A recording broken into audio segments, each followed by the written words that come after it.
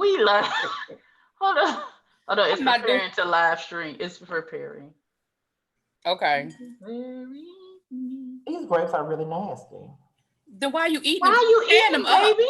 Because I bought Bottle from I know Kroger. that's right. them. He said because I Because I bought bought them. them. Because I bought them. I bought them and they will be consumed. Damn it. Sam's or Costco has the best grapes. Have y'all had those cotton candy grapes? Mm-mm. Yeah, Oh, yeah. but I heard they were good. I've never had that. Cotton candy Oh, grapes. we're live? Yes, we are. We're live. Oh, shit. Candy grapes are high. Hi, everyone. Hey, everybody. Hello, hello, hello. I'm trying Well, to get this. I think I should have went with the other color, y'all. I think I like the lighter. I before. think I like the other purple better. She is really feeling herself since she got her hair done. She is She really feeling herself. You cannot tell her not. Look at her. Now, hey. Listen. Listen, wait a minute. Get And my I hair got some braided hang for this time. trip. Look, and I got some hang time too. My hair growing back, bitch. You look good, girl. Thank you. Really, B, I have good. I have chosen my hair braided style. My hair braids are gonna be down to my butt. Like we're gonna be doing a lot. We're gonna be acting up. Your titties gonna be out. Listen, it's gonna be a whole situation. Yes, Don't listen, y'all. Don't listen to Abby tell y'all that. is. Oh, we can't see the chat on here? I you a two-piece. No, you have to. Abby's trying to get me in a tank top, y'all, with my belly out. That's never happening. That's all I'm saying. Just a little cute crop top. That's all. It's not happening. I will wear, but my belly will never be out. Can we see the eye, really, B? I want to see your eye. I see you have your glasses off. Yeah. Let us see the eye. Yes. Careful. Yes, girl. Yes. Wonder Woman. Hey. Yes. Hey, Jonathan Ford. Hey, Jonathan, where you been all week, How dude? can you see the chat? Because they got Facebook pulled up I somewhere got it else. on my phone. Oh, we're on I said Facebook. Facebook. I meant YouTube. Jesus. Let's see. I'm sorry. Hey, KK. Peanutters for Vixen. What's up, you guys? Mama 6. Hey, boo. What's up, you guys? Hey, Amber. Y'all keep talking. I'm gonna put myself on mute for about 30 seconds. Okay. Okay, she's on mute for about 30 seconds. So anyway, you guys, we The are here takeover to talk begins. about we are here to have a live discussion on all that is the Chasing Dallas reunion last night. Now listen, I think all of us have our reviews up, right? All of our reviews up. I actually looked at everybody except for Abby. I haven't looked at Abby's review yet. No, because your review, you put your review up while I was out on my event. Really, B, you didn't hear Truth is She's Tied. No. Oh man, I gotta go. Okay, I gotta go back and look at it. She told me that the second half was a whole nother. It was a whole mess. A whole nother situation. It was. Because it was after Jada's live. And at that point I was emotionally listen, I didn't have anything left. Yeah, I heard it was a whole nother situation. Oh, Jonathan. Jonathan said as soon as I got that ding on my phone, I was like, yes, you could tell I ain't got no like. It's okay, Jonathan. Now, Terrence, what really happened to you having to do it over again? Oh, look at the face.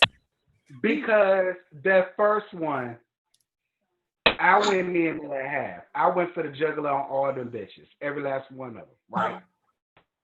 And so when I clicked it, for it to export, the shit said no video found. I said, okay. That was Jesus. That was the Lord. The Lord said no. That was nobody but God.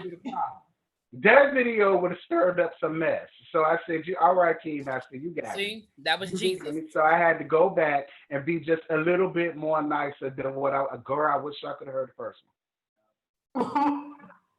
That's all I'm gonna say. I wish y'all could have heard the first one. Sometimes I wish that y'all could hear how the chat goes down, because last night during the reunion, the group chat was on fire. Like, I don't know how the hell y'all was chatting and watching at the same time. I don't know. Either. I could barely catch up. Right. I don't know how y'all was keeping up with both. But Abby, go ahead. You back now, so go back. Go ahead. Oh no, y'all fine. Listen. I mean, I got it. Yeah, especially I still ain't found a damn. most of the shit was tied and delayed anyway. Like I said in my review, our group chat had me more intrigued than the damn episode did. So, But to me, my reunion reviews are always short because the reunion is just that. It's a recap. And then there's a conversation about where we are now. I think the problem was we never got to that. It was just the recap. Like with Kane and George, it was, why are we still arguing about the same thing? Especially if George pulled you aside and said, listen, are we good? You good? We good. I think people are putting way too much into these confessionals. I said that in my review. I think we're putting way too much on the confessionals. If me and you, George, George, Lord, if me and you, Terrence, we spoke about something that went down and we agreed that it's cool, then when I see the episode played back, why are we right back where we started? Because sometimes when people, at least by what I see on these reality shows, a lot of times these people will bury the hatchet, they'll get over it, but then when they watch it back, they relive it again, and it brings up old feelings all over again. So that's what Candy Bird said. Candy Bird said, she said, you live the season 3 times. You do it the first time when you filming, the second time when you watch it back and you hear the confessionals, and then the third time at the reunion. And so she's like, you really do hash things out 3 times. Mm-hmm. Or could it be this? Girl, I'm gonna call you before the episode airs, child. I may have said some things, and then they're not being forthcoming in all the shade that they brought in that episode.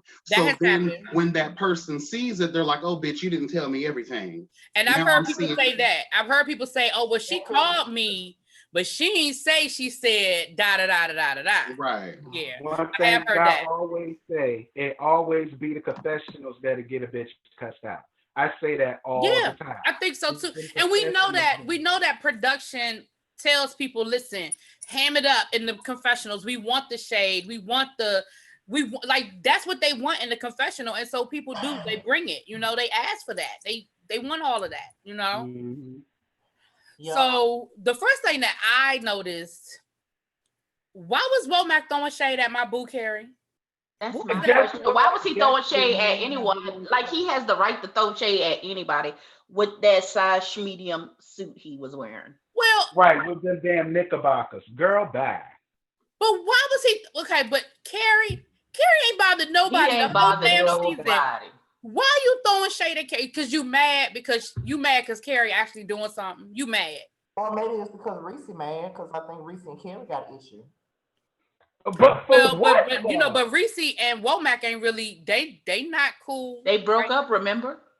And didn't they allude to that in the episode? One of them alluded to that in the episode. Who was it? Markel. Kane turned to Womack when Markel and them were arguing. Said when he overheard that conversation about when he eventually heard Womack was saying that he was basically using Reese, and that's what hurt Reese's feelings. Hey, George. Well, girl, is that my boo George in the room? Hey, George. Hey, George, I love me some Reese, but girl, that ain't hard to do. That's why you got to do a better job, because he sat there the entire time with nothing to say. Everybody went down the line of what they got going on. What Womack said? Womack ain't said nothing. See, it's when you can hide in the midst of your fuck shit. It's easy. See, he's good at this. You would thought the child had media training, because it just moves on right by him like a ghost in the night, like Arya Stark killing the Night King. You didn't even know it was coming, bitch. You didn't even know it was coming. I feel like when it was time for him to speak, they were kind of over talking him. So a lot of the times, because he ain't had nothing to say. Because a couple of times Imani asked Womack a direct question now. And everybody kept talking over him. You're taking my position now, Scotty. The balance. I could have sworn there was plenty of times I see him trying to say something and other people over talking him. But then if you really want to get in there, you'll get in there, because you have no problem getting into the DMs, honey. Okay. All up and through the DMs, bitch. The comments too. So why are you on mute during the reunion? We want to hear what you got to say. Come on, let's be clear. He didn't have nothing to say during the season. Half the scenes he was in during the season, he was doing the same thing his ass is doing on that couch, sitting there doing this. shooting the eye at everybody, laughing, Yeah. trying to be shady towards everyone. But what are you bringing to the table, girl, besides new pieces? Ooh. And it's the truth though, because like I say, if you were on a major platform, like I said in my review, this is the least of your worries right here on the Just Us League. You'd have to take on the world. Right. Because we're not going to sit here and again, sometimes I do feel like I know I'm not the only one, but I think I'm the only one who takes it to heart this way. Because girl, what are you chasing? You've brought nothing to the table, and it's just true. And a lot of people say I'll probably be so shady towards him, but this would be if anyone else were to present themselves like Trey Womack has done. But I can say I'm the least. Hey, Jez. Look Hey, what, Sylvia. we can't continue to skate on by.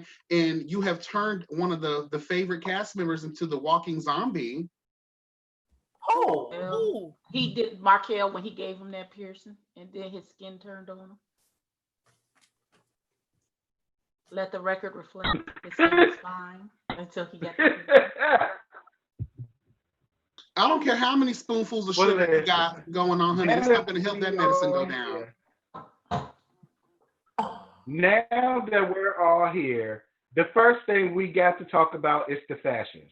Who was first and foremost for y'all? For me, Ariel it was O'Hara. Ariel. I forgot to mention her in my review, but Ariel.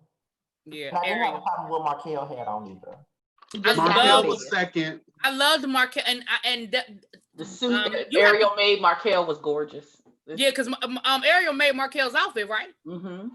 And if you had to go on Markel's page to see the blazer up close, it had like this embroidery design or something on it. It was nice. Mama knows her stuff, child. Yeah, it was definitely nice. What you say? Yeah, Markel was cute though, but somebody was like, I didn't like what he had on. He looked basic all the time. Maybe he looked basic most of the time, but he looked good that time. But I really like Markel's fashions for the most part. Even when he's dressed down, I like what he has on. He's very classy based. I do live for the way he dresses. And he dresses to fit. He doesn't have these clothes hanging off of him or they're too tight. Like he dresses perfectly for the show. Right. Somebody said one make look like Loretta Devine and wait.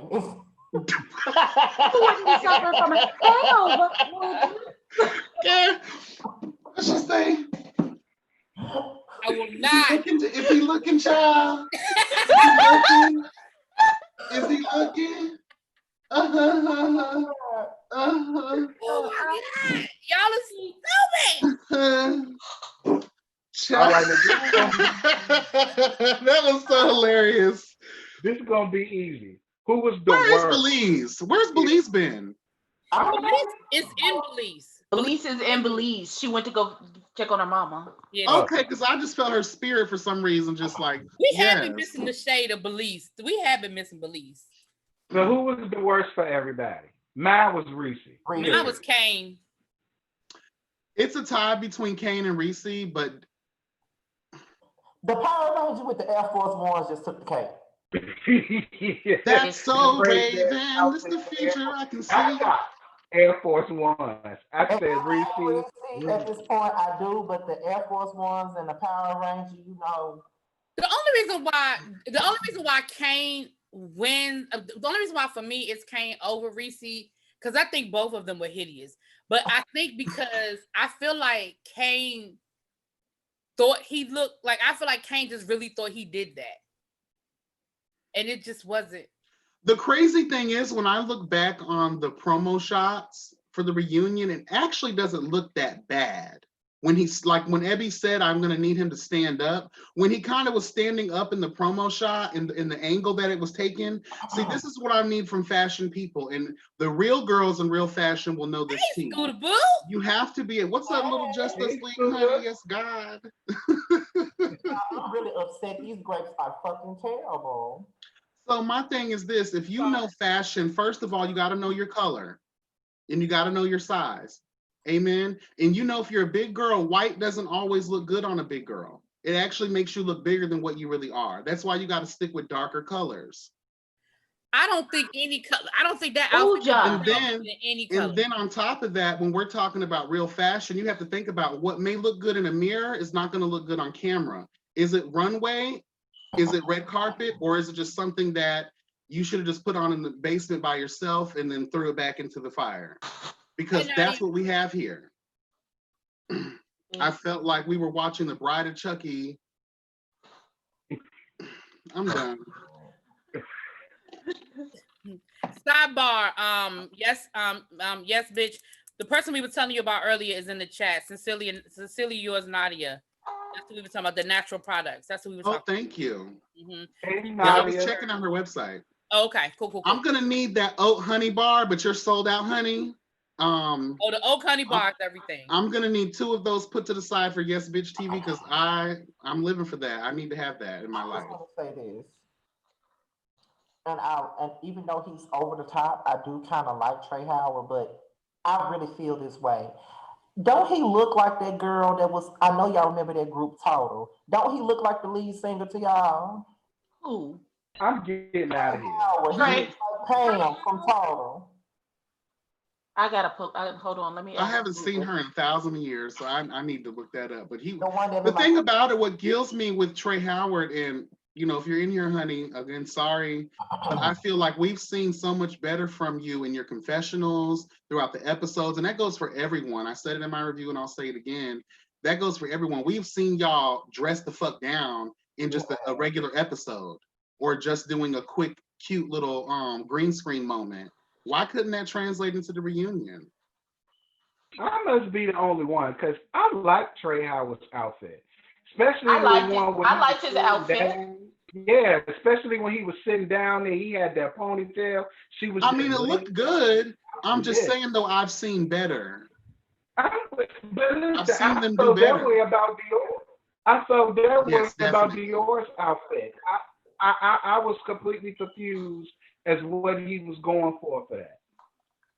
I mean, was it supposed to be a read or something to Womack or somebody like that? I think what it was because it was such a supposed favorite moment from that fight situation, he probably was just trying to embody that moment and give the crowd something. But for me, it was so underwhelming. And again, you're one person that we've seen serve the girls' fashions throughout this season.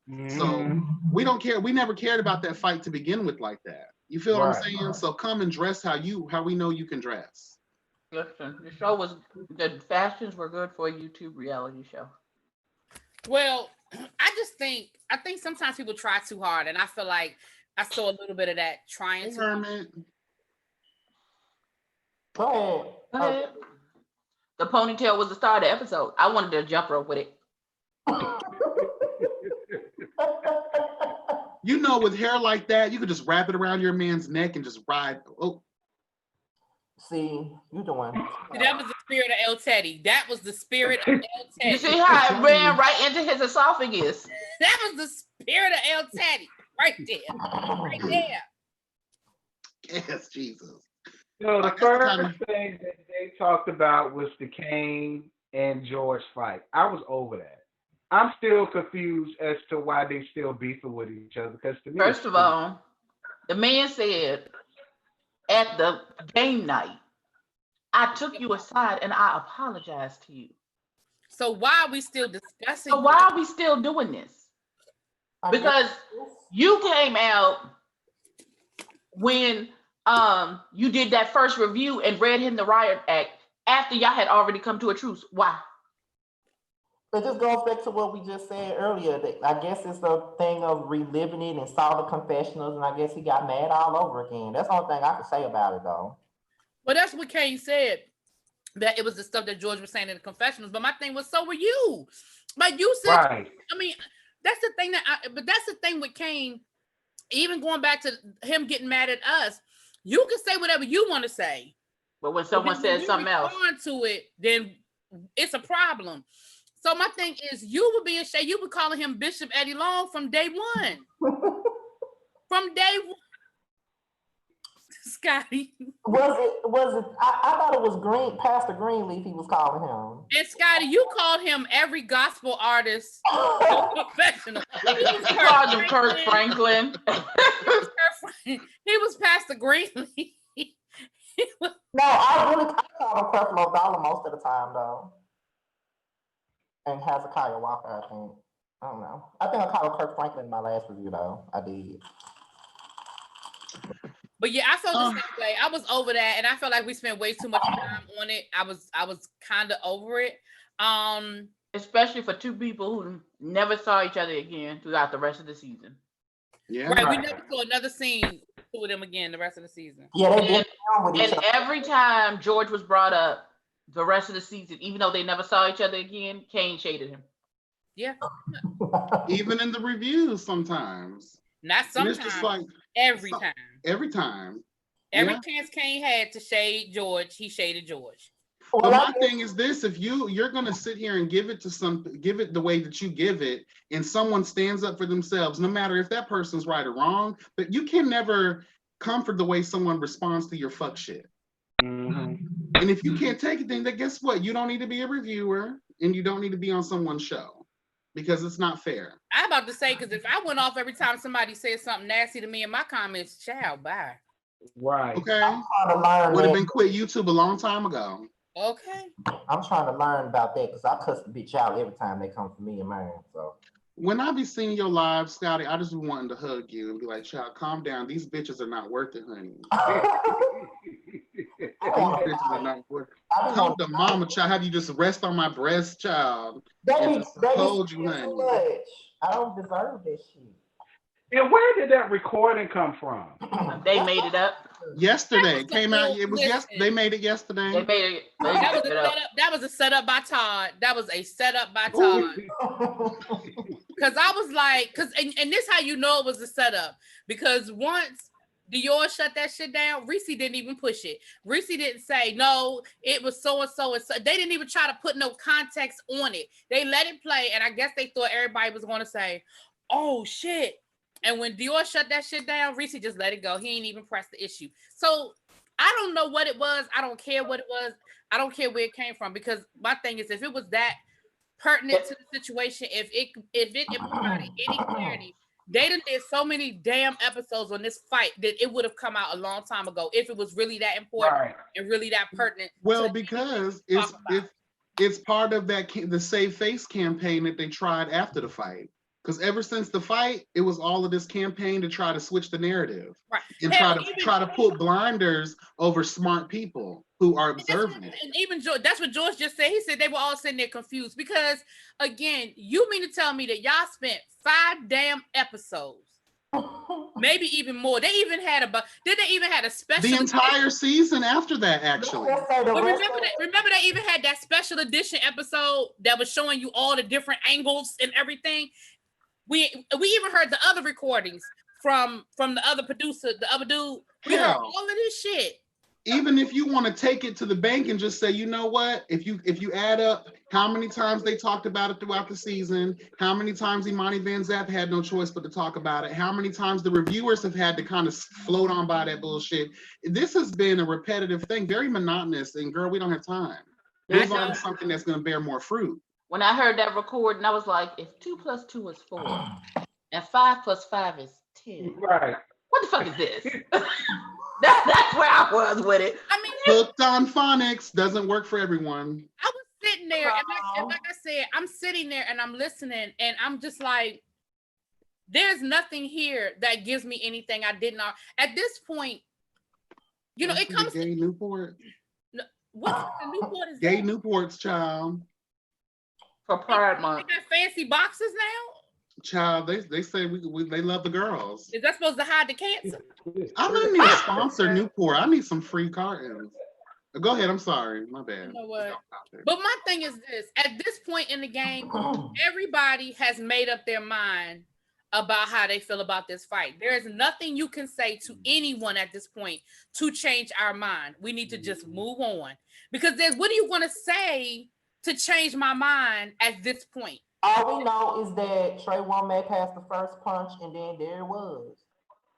That's it. And all of that back and forth about whether Dior was invited or he wasn't invited. Irrelevant. He came with the boxing gloves on or he didn't come with the boxing Irrelevant. gloves. I just feel like the one thing I believe to be true is that scene. Now, I'm going to tell you what I told y'all this a million times. the scene was set up. I don't think they anticipated Womack hitting anybody, but the scene was absolutely set up. Of course it was. Absolutely. They wanted to have that moment. Yeah, they wanted the moment, but they didn't anticipate that moment. He knew it was going to happen because you saw how Loretta Devine looked back at Trade before she did the hit. These boys. I hope you like my potato salad, my collard greens and cornbread. I don't like you anymore. Fred. What got me was Reese's response when she said, "So if you felt it was a setup, why would you come back?" I said, "Excuse me? Excuse me?" I said, "That's your response to this fuck shit? If it's set up like you said it was, if production set this up, why would you come back?" And I said, they're looking at the TV like this. I know you motherfucking lying. That's what he said. Go back and look at it. I would listen. I would sleep at that point. I would sleep during that part. He said it. No, he I had to go back and rewatch it. I had to go back and rewatch it. He said that. Let me tell y'all who got my MVP award for. Okay, my MVP award for Unbothered was George. My MVP award for I'm gonna get you together, and I don't have to do no extra yelling and screaming, but I'm gonna get you the fuck together is Dior. Dior would drop them one-liners, and then he would be like this. Yeah. He said, "And bitch, you been broke." Okay,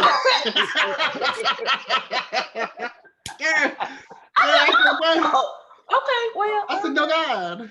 And then here go Reese. So how broke am I? How broke am I? Well, obviously pretty broke to where you had to go back to your 5th grade past and pick out that Halloween costume. And then you get on Instagram trying to shout out the designer. I don't even think the designer wanted to be shouted out. Oh, he didn't. And he hasn't taken responsibility for that fight either. He apologized to Kane. That's the only person he apologized to. Oh, Jesus.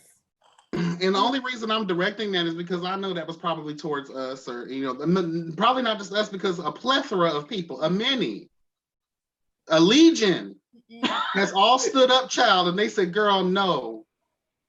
Are you Thanos? Are you trying to snap the girls out of existence? No, God." And Shadiest Award, as always, goes to fucking Markel. Did y'all see Markel on that couch?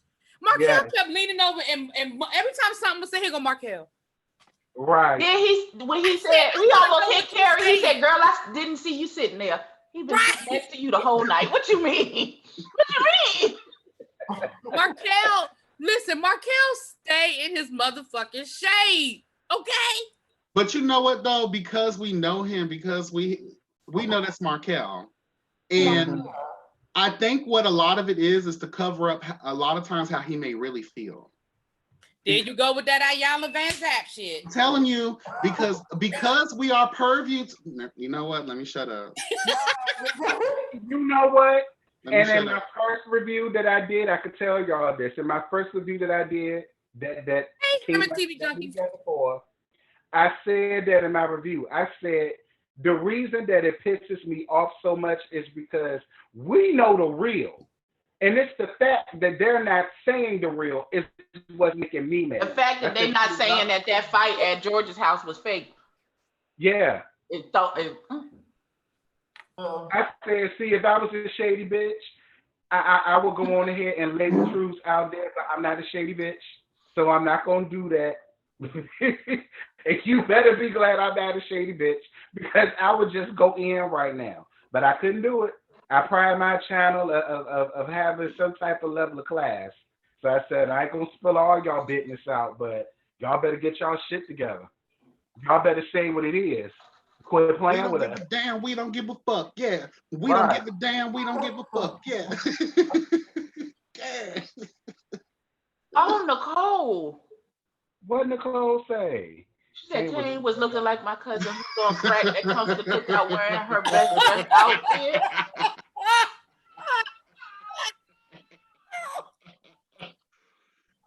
I'm not doing this with y'all. I'm not doing this with y'all. I ain't get nothing. I just read what she said. That's He was giving me, do you want to build a snowman tease? Like, girl. You stupid. Like, girl. They're just coming in everybody tonight. I'm just like, because I'm done. At this point, like, I'm just so through. I'm ready for the next parts of however many parts is left. And then, Dallas needs to George, take how one many hell of a parts are break. left? Is it 2 or 3 parts? It don't need to be 3. No, I think it's just 2. Okay, I because hope I thought I heard somebody saying something about 3, and I was like, 3 where? They might, let me tell you something, just because of the longevity of these conversations that took place, a whole hour and a half, and most of it was dedicated to just only 2 major situations that we saw. I felt like they could have turned it into 1 part, and if you could be professional, but George that's said a lot just to ask for. No, there's a part 2 next week. They already Yeah, that's said a part that. 2, It's part 2. George. They gave us a whole trailer for part 2 and everything. Yeah. Oh, part 1 and part 2, he said. Oh, okay. Okay. So hopefully we get what we need at a number 2. Tell And I just want Markel to get his ass over here. And I want the record to show that, again, I feel like we have to put this out there as we do in our reviews and we do as a collective. We love y'all. We want to see y'all motherfuckers win. But don't think for 1 second, if you come across our screen with some fraudulence, that the third eye that we all carry is not going to catch that shit. Don't think that it's not going to happen. Okay, come with it. That's God. That's just how that goes. I mean, we just gonna need y'all to understand. What you looking for, really? I was looking at something, my bad. Oh, I thought you were looking in my room. I was like, girl, what's in here? We just speak on what we see. That's all we do is talk about the things that we see. And it's just like, I understand there may be more to what's happening in that scene, but guess what? We're not purview to that. So a lot of times we do live on, I don't want to say assumption, but we do. It's just like when you watch it, like, especially like those reality shows like Love and Hip Hop, and people have their opinions and they be so quick to say, well, y'all don't know everything that happened, or it was more to it than that. Well, we don't fucking know that. We only going by what we saw. Say it again, Scotty. We can only tell. You can only talk about what we see. I can only talk about what you give me, and if that's what you give me, then that's all I got. And guess what? The platform is open to do interviews if you want to straighten it out. Exactly. Trey Womack commented on my review with a couple laughing emojis. I put in the response like, girl, the fact that you are even commenting, I didn't even know you watched my reviews, lets me know that you may be a good sport. I would really love to do an interview with you. If you would like to come on and change this here narrative. He ain't doing that. He ain't never gonna do no interview with y'all. He ain't never gonna do that. He'll get up here and do an Antonio and Free. He not doing no interview with y'all. Out of everybody, I'm really the lightest on Trey Womack. The rest of y'all go in on him. I don't really go in on him. I really don't. It's not that I go in. It's just that I hold him accountable. You're an adult. Yeah, my thing is, you hold him accountable. You hold him the fuck accountable. That's what you do. Yeah, I just didn't buy into the narrative that they were trying to spin about this fight not being his fault. I'm sorry. And the thing about that pissed me off the most, and the reason I went so hard on is because they kept trying to push that narrative on us. So I'm going to keep pushing my own narrative and let you know what it is plain to see. Hickory dickory dock, the mouse went up the clock and got stuck, bitch, and then eventually died. First of all, they be trying to Donald Trump us like we stupid. Like we can see you, girl. Do you know we can see you? Just like Kane's see-through great grandmother's sleeves and that fake news satchel she got from the thrift store. This is not fake news, honey. Y'all are in reality, so to speak, right? Fix it, Holy Ghost. Okay. I'm done. You know what? Because I have been extremely shady, and I try to come from a place of health and wealth. But sometimes it's hard. You got to cut through the bullshit with real stuff sometimes, and that's one thing that's absurd. Because a couple of people going and talking about, I'm really on one today. In the review, they were like, girl, you was coming in. You don't normally do that. Go back to my first season Chasing Dallas reviews, and you'll see that I was way more blunt force trauma than this. Yeah, you were. Yeah. And like I said, as far as the Trey Womack situation, I don't have the same level of, I do feel like some of y'all feel more strongly than I do, because I don't think maybe I missed something. he didn't totally forget it. I ain't even gonna go down there. Hold on, let's break this down real quick. Let's help really be real quick. Let's break it down, shall we? The first time we saw you, the first time we saw you introduced, you turned one of the cast favorites into a zombie. After that, you still try to push the narrative as if you are working, that you are chasing something, that you are within your career as a tattoo artist and a nose piercer. Thank you, Marquez. Come to find out, that is not true. But that's not, no. He does do piercings. He does do tattoos. He's just not good. Thank you, Markel. He lost his cool, got caught lying about his career, and is allegedly a production mistress. Womack ain't doing no. You know what? And that's another thing too. When you're allegedly using your feminine wilds to garner to garner a relationship with the executive producer, and then you still have nothing to provide the kids as proof of concept for what it is that you're doing. What are you really doing here? Thank you, You're as meaningless as a scarecrow in wintertime. Okay. Hey, DC. DC, you on the camera, just so you know. At least Markel gave us. Hey. First of all, it was the feminine wiles that took me. It took me out too. But it's the truth. But you such a damn top though, girl. Bad. If you were the top, top of the then cake. You top of like there's no such thing as feminine tops, because it is. I mean, it may be such a thing. There is. There are feminine tops. He is not one of them, but there are. Right. Okay. Let me say this real quick. I'm going to say this publicly. I'm going to say this live. And I'm not backpedaling and puss, but I strongly feel the way that I feel. Here comes. But in the words of Chris Brown, girl, it's not me. The girl, it's not you. It's just me. I got to figure out what I got to do, honey. So this is what I'm going to do.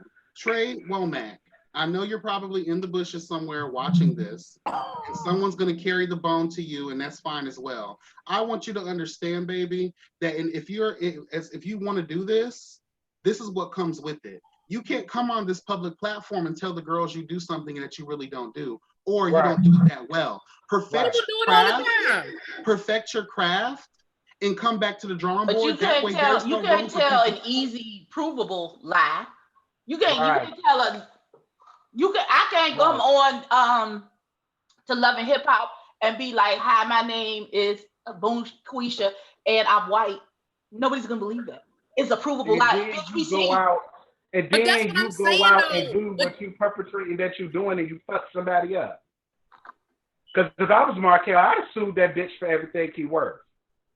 Period. Markel, you a better woman than I'll ever be. Because I'd have sued that bitch. Period.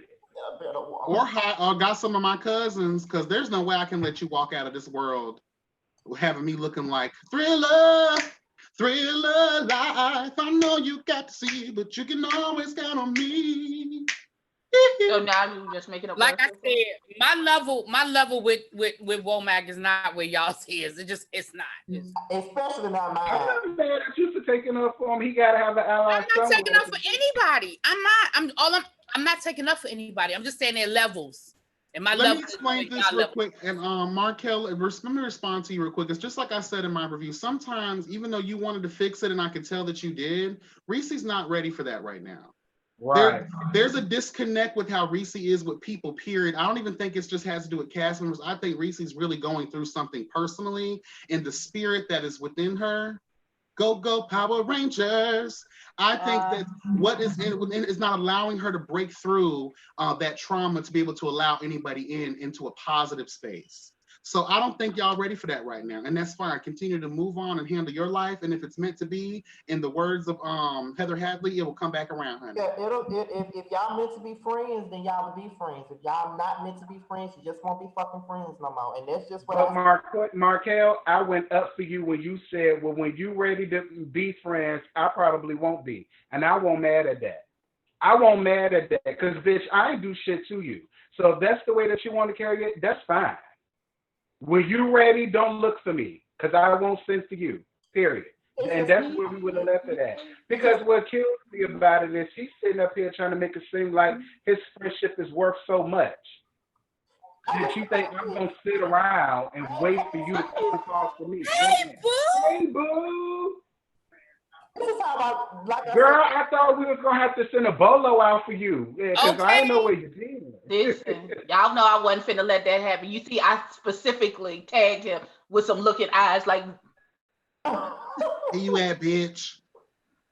But this is what I was saying though. Like I said it on my review. When it comes down to friendships, at this point, I just feel like if it's meant to be, it'll be. Sometimes there are people in your life that's there for a season and a reason, and sometimes people may be your friend to show you what a friend isn't supposed to be. ooh, Right. you better preach a word. Come on here. Right. There's people that's put in your life to elevate you or motivate you. There's people in your life to show you what a friend is not supposed to be. And sometimes there's just people in your life to show you what's real and what's not real. And Come on, Pastor Greenleaf. I hate you. Okay. to figure that out. And that's my stance on friendships these days, because sometimes, and I've been one of those people to do that, try to hold on to friendships, just to hold on just for the sake of me loving that Me person. too. But sometimes, just because you let that person go and they're not in your life no more, that doesn't mean that you don't love them any less. I mean, I still love you, but I can't fuck with you. And that's it. Right. Sometimes energies just don't mix well, and that's okay. You could be great people, but you may not be great people together. And guess what? That's fine. It's not a bad thing. Yeah. Yeah. Are you doing the review, Cats Meow? This is it. And I don't blame you. I don't blame you. I don't blame you. Yeah. Straight up. I don't blame you. You said you are getting my review right now. Right now. He said this is Depending on the way it ended, I may do a review on part 2. So, okay, so then you weren't here when we did best dressed. Who did you think was best dressed and worst dressed? Worst is pretty obvious. No, it's not. Tell us. Speak on it, honey. We want to hear. Best,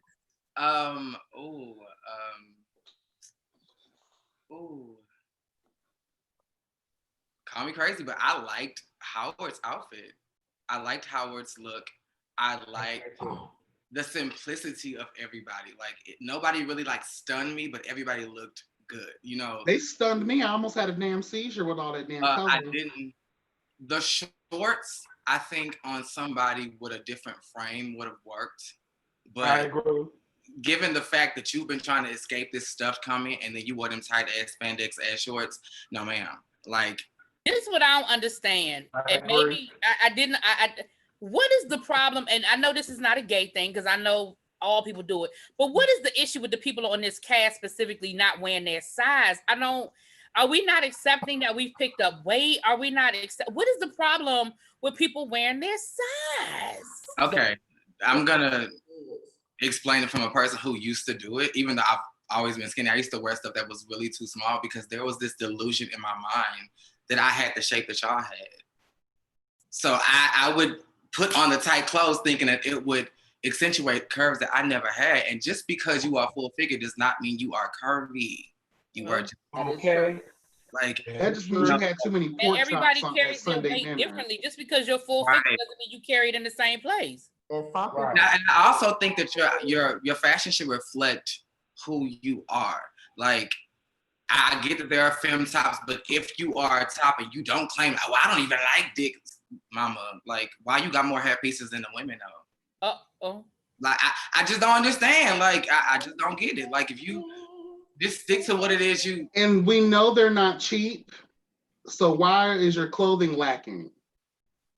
This is my problem with people. We spend so much money on accessories, but we don't spend money on the full form of the outfits. well, I used to wear stuff. Some people have thousands of hats, but they ain't got no motherfucking shirts, and they got no pants, Please and they look got at no what Dre shoes. Simba said, y'all. I'm not fucking with Dre Simba. I refuse. I'm not fucking with his ass either. I see him. Come on, Sheba Sheree. I'm here for it. I am here for this. Spring summer joggers. Listen. I'm not dealing with Drake Silver at all. And it's too hot for all of that. I know. And I y'all really was didn't nuts really for have an sweating. issue with Kane. It was the boots. It was the marching band Those boots. boots Yeah, were the terrible. boots, I don't know I what. couldn't get. I Those think boots the were boot pants ratio fucked everything up. If you're gonna rock boots like that, you need those wide leg pants that are gonna cover everything up. But Right. the cinch, the bottom of the shoe, girl, no man. I mean the bottom of the pants, no ma'am.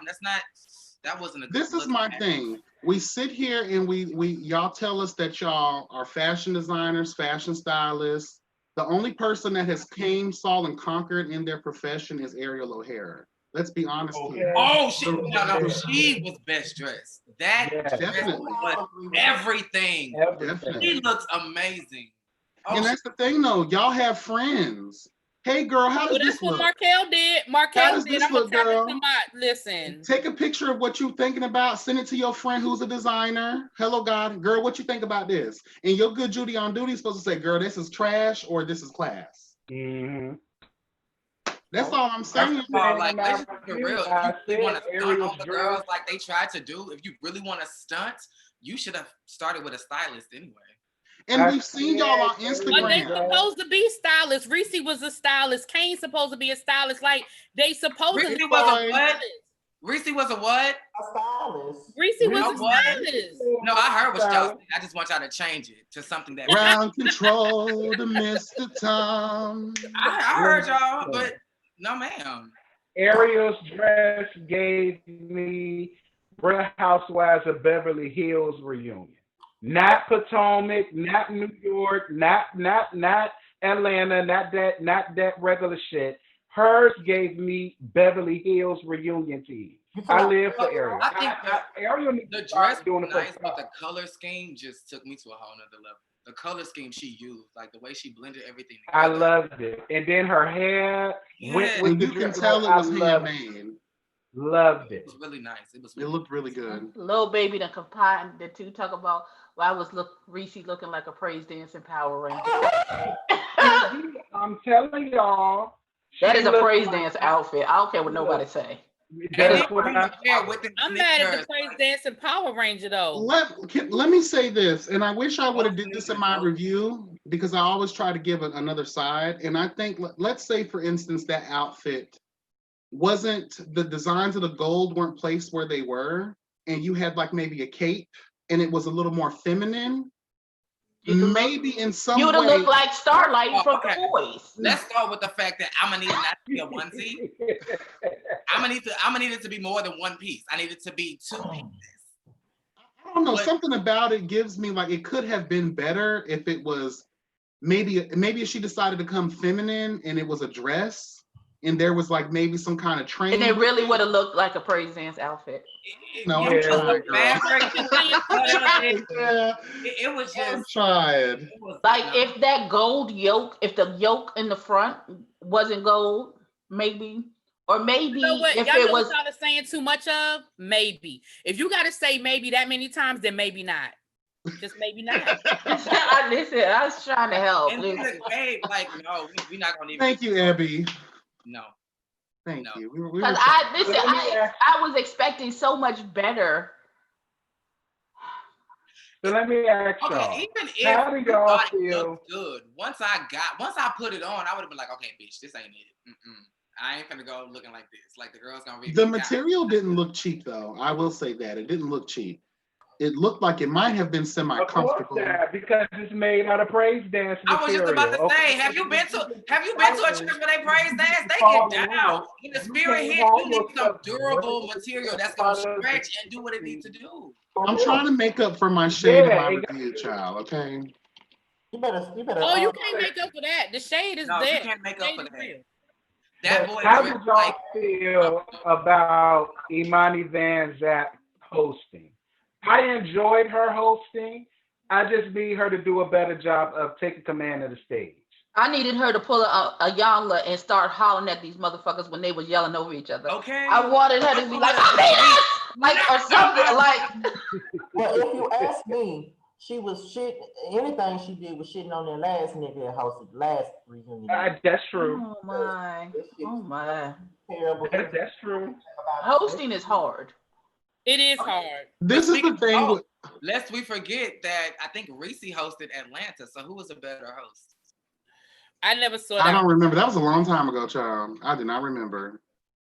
Lisa wasn't bad as a host, though. That was a real long time. How do y'all remember stuff like that?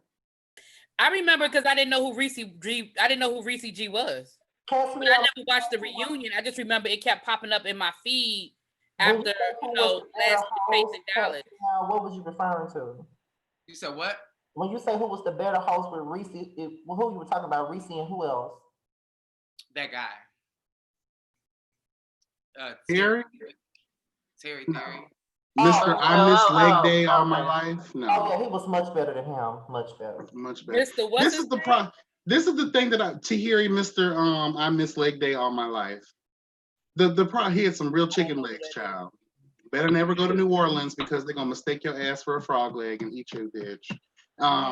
The problem. Hey, El Teddy. I think that Imani Benzat did a great job.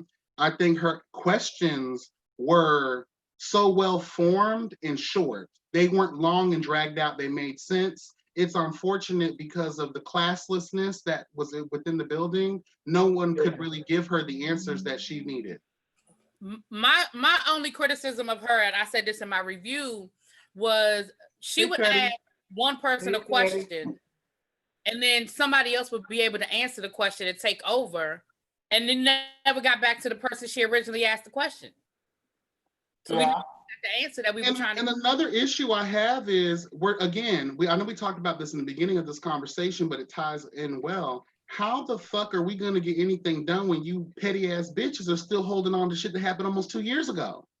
That's crazy to me. Why do you still have the same energy? Talking about. That's how we're not gonna. That's why the episodes suck. Why your green screen suck. Why the reunion sucks is because you girls are still acting as if you're living in this situation and you're not. This is done. It's petty. All of y'all are close to 30 years old, if not over. Act the part. Especially if you ain't got shit going on professionally. I think that's easier said than done, though. I mean, they haven't seen each other in a It long is easy. time. It's easy. If you're a grown person that has a level mind and maturity, you out here working, hustling. Some of these hoes were hoes. Some of these hoes knows what it's like being on the bottom of life. Some of these, it's just being real. And they fuck that TV shit. Sometimes you got to be a grown adult. Sometimes you got to be a grown adult, and you got to handle that shit. No, I think sometimes you just been holding on to shit. That's what I'm saying. I feel If that's the one, that's 1% of their life. If you're holding on to something that happened to you at a 1% of your lifetime of your life experience, then something's really wrong with you. I feel you, yes, bitch. But I see both sides here. Here's the thing, though. The thing is, yes, bitch, you have a point. Like, you should have elevated to that part, in life. But those people who have elevated don't want to be associated with this fuck shit at all. So they're not on the show. But these people that are on the show are just like everybody else that are on Housewives and Love and Hip Hop. You let it go. But when you gotta rehash that shit, yes, you will get mad all over the fuck again. And that's what it is. Like that's why I say it's easier said than done, because these people ain't seen each other. They back to talk about bullshit that happened a long time ago, probably ain't even been resolved yet. So you coming face to face with these people, of course it's gonna be tension, the energy ain't gonna be right. It's easier said than done, because I know how I could be. If I ain't seen the person in a long time and we left off on bad terms, it's not gonna be the best when I see you. And that's what the purpose of the reunion is, though. The purpose of the reunion is for us to let's try to come to some sort of resolution. And so that's why I think we do end up having these conversations, because supposedly we're trying to resolve something. You know what I'm saying? On top of the fact that you also have to think about these people that they had these experiences with these people, but they didn't see the confessionals and what these people reacted to this shit until exactly. You got the confessionals and you got the interview. So you like people are throwing, so it's like, bitch, I need to say my piece. This is where this comes into play as well. If you shot something a year ago, right? If you filmed your whole season like a year ago, let's just say you do that. And then the year, within a few months of you premiering that season, you're doing your confessionals then and there, and now people are seeing, of course it's going to be fresh. But stop filming a year prior and stop doing your confessionals within the month or the few months But of all your reality premiere. shows do that. All of the reality shows do that. At the end of the day, some people just don't mesh well, and some people just ain't gonna like each other. That's just life. At Right. the end of the day, everybody isn't mature mentally to really resolve shit. Some people are just not meant to be resolved. Some situations just ain't meant to be resolved.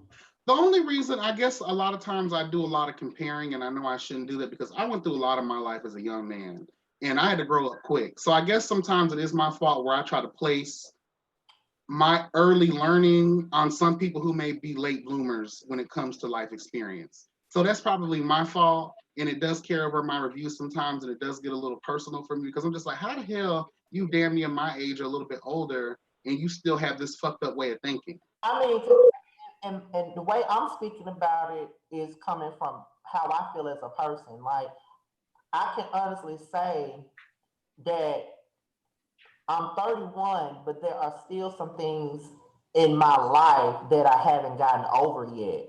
And I may not be that mature at this point to forgive a person for what they've done to me. It just depends on what it is. And also remember, like even on the other show, I like get that. these women are in their 50s and they bicker like that. So I don't think it's an age thing. I just Girl, think you getting $200,000 a season. Hell yeah, I'm gonna cuss your ass out for $200,000 a season. This is a so free it's, platform. so it's okay to be immature for a check. Hell yeah.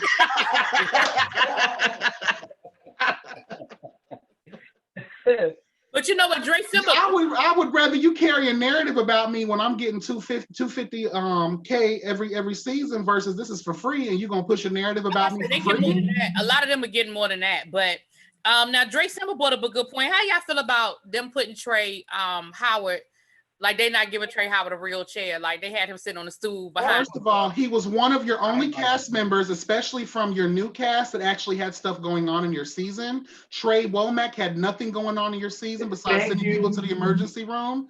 So why wasn't Trey Womack sitting in the back? And he had shorts on. We don't want to see your crotch. On top of the fact that Trey Womack was there the entire time and said like little to nothing. I'm guessing it's and then Howard pointed out the fact that there was a chair that he could have sat in. Right. And I feel like they found a chair for Ariel because of her dress to accommodate that beautifulness that she had wrapped around her. They had a chair they could have put him in. I think that was some shit by Reese and production to belittle him and to make him feel some kind of way because they were beefing and they felt the way they felt. I really do. I'll say this. I've seen people say this, and I don't necessarily agree, but because I'm guessing it's because Trey was a cast B member and not cast A. That's what people were saying, but at the same time, Charles and Wooda Lee weren't cast A either last season, and they still had a decent chair to sit in. They said at the end, but they had a decent chair to sit in. I'm gonna say this. I am gonna say this, and you guys have been saying it all season. And I didn't disagree. I just wasn't as vocal about it. But I'm gonna say this. I'm gonna say it publicly. Reese needs to make a decision. If there is going to be a season 3, he can't do both. He has shown that he does not have the professionalism to do both. He can't. He just can't. Now, everyone who we've talked to said he's a great EP. He's a horrible cast member. So be an EP, Reese. Everybody knows who you are at this point. Everybody knows that you are the EP. We've seen your face. You've been active. Just be the EP. If there is going to be a season 3, I think that will save everybody a lot of headache. That's just my 2 cents. You're right. You're absolutely right. I have like a 50-50 thing with that because it's like he's good as an EP and he's good as a cast member. So I really don't know what I want him to do. Well, do we have that button, Ebby? Ebby, do you have that button? What's up? Do you have the button? We can cancel Scotty out real quick. Oh no! Y'all not gonna come for my boo. Did you see my confusion? I was like, wait, what button? I'm like, what button? The bibbity bobbity boo button. Child, said it this way. Like, what it is. Remember on R&B Divas, Nikki Gilbert was an EP. and she was good for television, but it just did not work out. You know, It like didn't work. the same thing with Kelly Price. Wasn't Kelly Price an EP? Yeah. Kelly Price wasn't an EP, but she's not television. She is not good for television at all. And it's the same thing with Shawnee O'Neal. She's perfect as an EP, but as a castmate, I hate her. She'd go somewhere. She didn't bring nothing to the show as a cast member, no way. It's that I'm just sorry. But I think they were pushing her out there just for name recognition. I don't even think she actually wanted to be on. Because they probably felt like because it's basketball wise, why would you have Shaquille O'Neal's wife in the center? Fuck Shaquille O'Neal's fuck ass wife. She She needs to go on ahead and be in the background with everybody else because she has nothing to offer to that damn show. Take your ass. That's why I feel so strongly about Reese. Because Reese does the same thing that Shawnee did, and I that's why I stopped. Terrence, hold up the bottle. How empty is it? And I want to like Reese. It ain't that empty, girl. Terrence, I'm just trying to figure out. Show us on the doll where Shawnee hurt you. Wait a minute, hold up. You drinking right here. Payday. You got that Douce over there. It must be Payday, boo. I mean, you know. I said we could turn this into a sip and shade. I'm sipping. Listen. I got some sweet tea. Wait a minute. I'm drinking some tropical cranberry. It's really good. What happened to all the Jello shots? They all gone, baby. They all gone. She shot them all. Cranberry what? No, just tropical. I gotta go to work soon. I can't drink tonight. I'm just drinking tropical cranberry juice. Tropical cranberry. It's really good. That's just how I feel. I feel like when you were EP and then you have your hands and a lot of the nonsense that go on, it make you look bad. So you just need to be one or the other to me. It's one thing if Reese was in the background and she had her hands in it. I mean, I get it because you were EP. But for you to be on the show and then you still doing that, but then you get on a reunion trying to act like you don't have nothing to do with it and you don't understand why everybody mad, then you run off crying like a distraught white woman up the spiral stairs. I don't get why everybody mad at me. Like, I'm not with that. The thing that kills me though is like either way you look at it, whether Reese decided to stop being a cast member and just EP, either way you're working, girl, you're still gonna be chasing something. So don't become a cast member thinking that we're gonna think you're not chasing anything. Like you said in the season yourself, you're the one providing the platform. That's all you need at this point. You don't need it to be a cast member. Thank you. You don't, because what's happening is your personal feelings translate over into your relationships with the cast, and then you get a group of people like us that end up talking about it. You ain't never seen Dario or Kevon on Chasing Atlanta. When have you ever seen? When they went to Miami and it was the whole thing about him sleeping with that's when it got messy. That's when it got messy. That's me out, child. We can count on you. Count on you. I mean, listen, we talk a lot about the come up, but you don't even see Karan on the come up. Now we give Karan a lot of flack. But on the opposite end of the spectrum, you don't see. I mean, yeah, and Dario do spill tea, but he don't do whole lives where he just like, let me call this person. He won't even come on here. He won't even come on here, and I respect that. Yeah, me too. Yeah, he'll hang in the bushes, but he won't come up. He won't come up here. I respect that. Keep yourself away from it. Because at the end of the day, I do sometimes, like, after I'm done with something, like, when I'm not going to lie, when I got done my review, I felt really bad. I actually considered taking it down and redoing it. Because a lot of times, I hate to come off that way. I really, really do. I really do, because these people are human beings as well. Girl, enough already. Okay. I understand how you feel, but sometimes tough love is what's needed. Sometimes you can't always give it to them with sugar because they not gonna get it. Sometimes you gotta put your whole foot in their ass and shove them down the stairs. Period. I don't feel bad because I treat them just like I treat Love and Hip Hop. Y'all, you ain't special, bitch. And sometimes that's what they need. Like I cussed Right. Neely the fuck out on Camp Getaway. I cussed Neely the fuck out, and I felt bad because I knew she had watched it. But she was like, she screen recorded it and she uses it as inspiration when she, you know, when she. She sure did. She sure did. She was like, "Thank you." They need it. They need it. But this, so December, how do y'all feel about? So was Antonio invited and chose not to come, or did Antonio He was invited and he chose not to come. Are we surprised? He's gonna be there, right? And Dario First of all, if he would wanted him to listen, be there. Listen, if he was scared to be on live with Reese, well, he figured. But you faking technical difficulties to get out of talking to him. I knew he wasn't going to the reunion.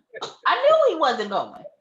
I knew he won't go in either. But I really went. He could have went because by the way the mediation was going, he wouldn't have had to answer a real question. No hell, he just talked his circles, and nobody was gonna call him on it. The frame. Make sure the fan is off in the background, Antonio. But I do wonder. I do wonder if he was there, would the energy have shifted? Because one of the things Why I would didn't it? like, one of the You things I don't didn't like shift about atmospheres. one of the things I didn't like about the reunion was the blank That's look. Reese's job. The blank look that was on Reese G. I was like, are you not going to engage? Miss Girl was kind of That's what that He was. was high.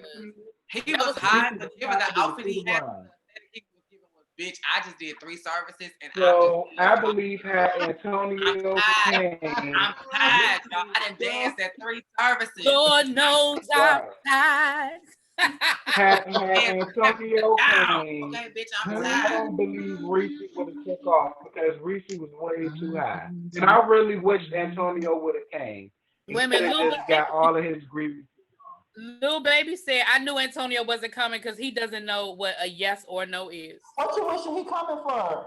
What for what? So he can give y'all a 5-minute answer? For Yeah, why? but see, that's why I'm telling y'all, that's why going back to the very first interview, I think it might have been Terrence, you and Scotty might have been the first ones to interview Antonio. I don't remember at this point. No, Ebby was. Okay, Ebby so was it the was first Abby. one. That's right, it was Abby. Okay, but even going all the way back to the very first review, I called bullshit on that whole. I didn't do my green screens because Reese never told me, and then it went from Reese never told me to, well, whenever he scheduled it, I had to work. Then it went from whenever I scheduled it, I had to work to where I tried to come, but they kept changing the time. That's what I'm saying. So if you really had something to say and you really needed to clear your name and you really felt like this was some bullshit, then you would have taken every opportunity you had to clear your name. And at the reunion, wasn't nobody gonna jump on you, boy. That boy didn't want to clear his name. I think he threw out all them definitions and all them reasons, and then I think he said something about family issues. And lest we forget, and Dario did not hop on the chat, but he did hop in the bushes and say, "Bitch, we was banging on his door.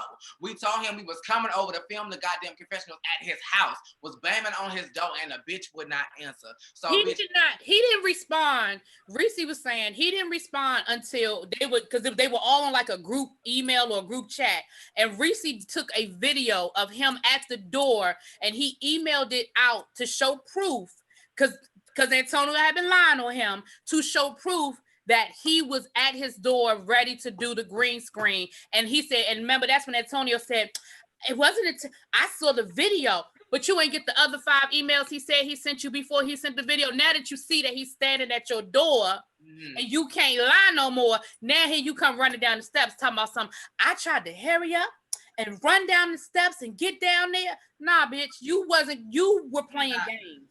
He lying. How you get that email, but you got that email that you got to spray him with? Exactly. So that's what I'm saying. Why? So that's why I'm asking Terrence, why the hell did you wish that the motherfucker was coming? Because he wasn't gonna do nothing but blow out hot fucking air. I mean, maybe, but at least he could have proved that he won't go be no punk bitch. And that he was just, I felt like even if you had 1 second on camera, everyone should have been there. Woodley should have been there. Woodley should have been there. Premier should have been there. No, you just wanted Okay, because I know that's your man, but bitch. Woodley there for what? one scene for We He are didn't have. guys. He was standing off in the corner. So I could see him. Can I be selfish? we Yeah. about to get a whole Yeah. season. He got his own damn show. Don't do that.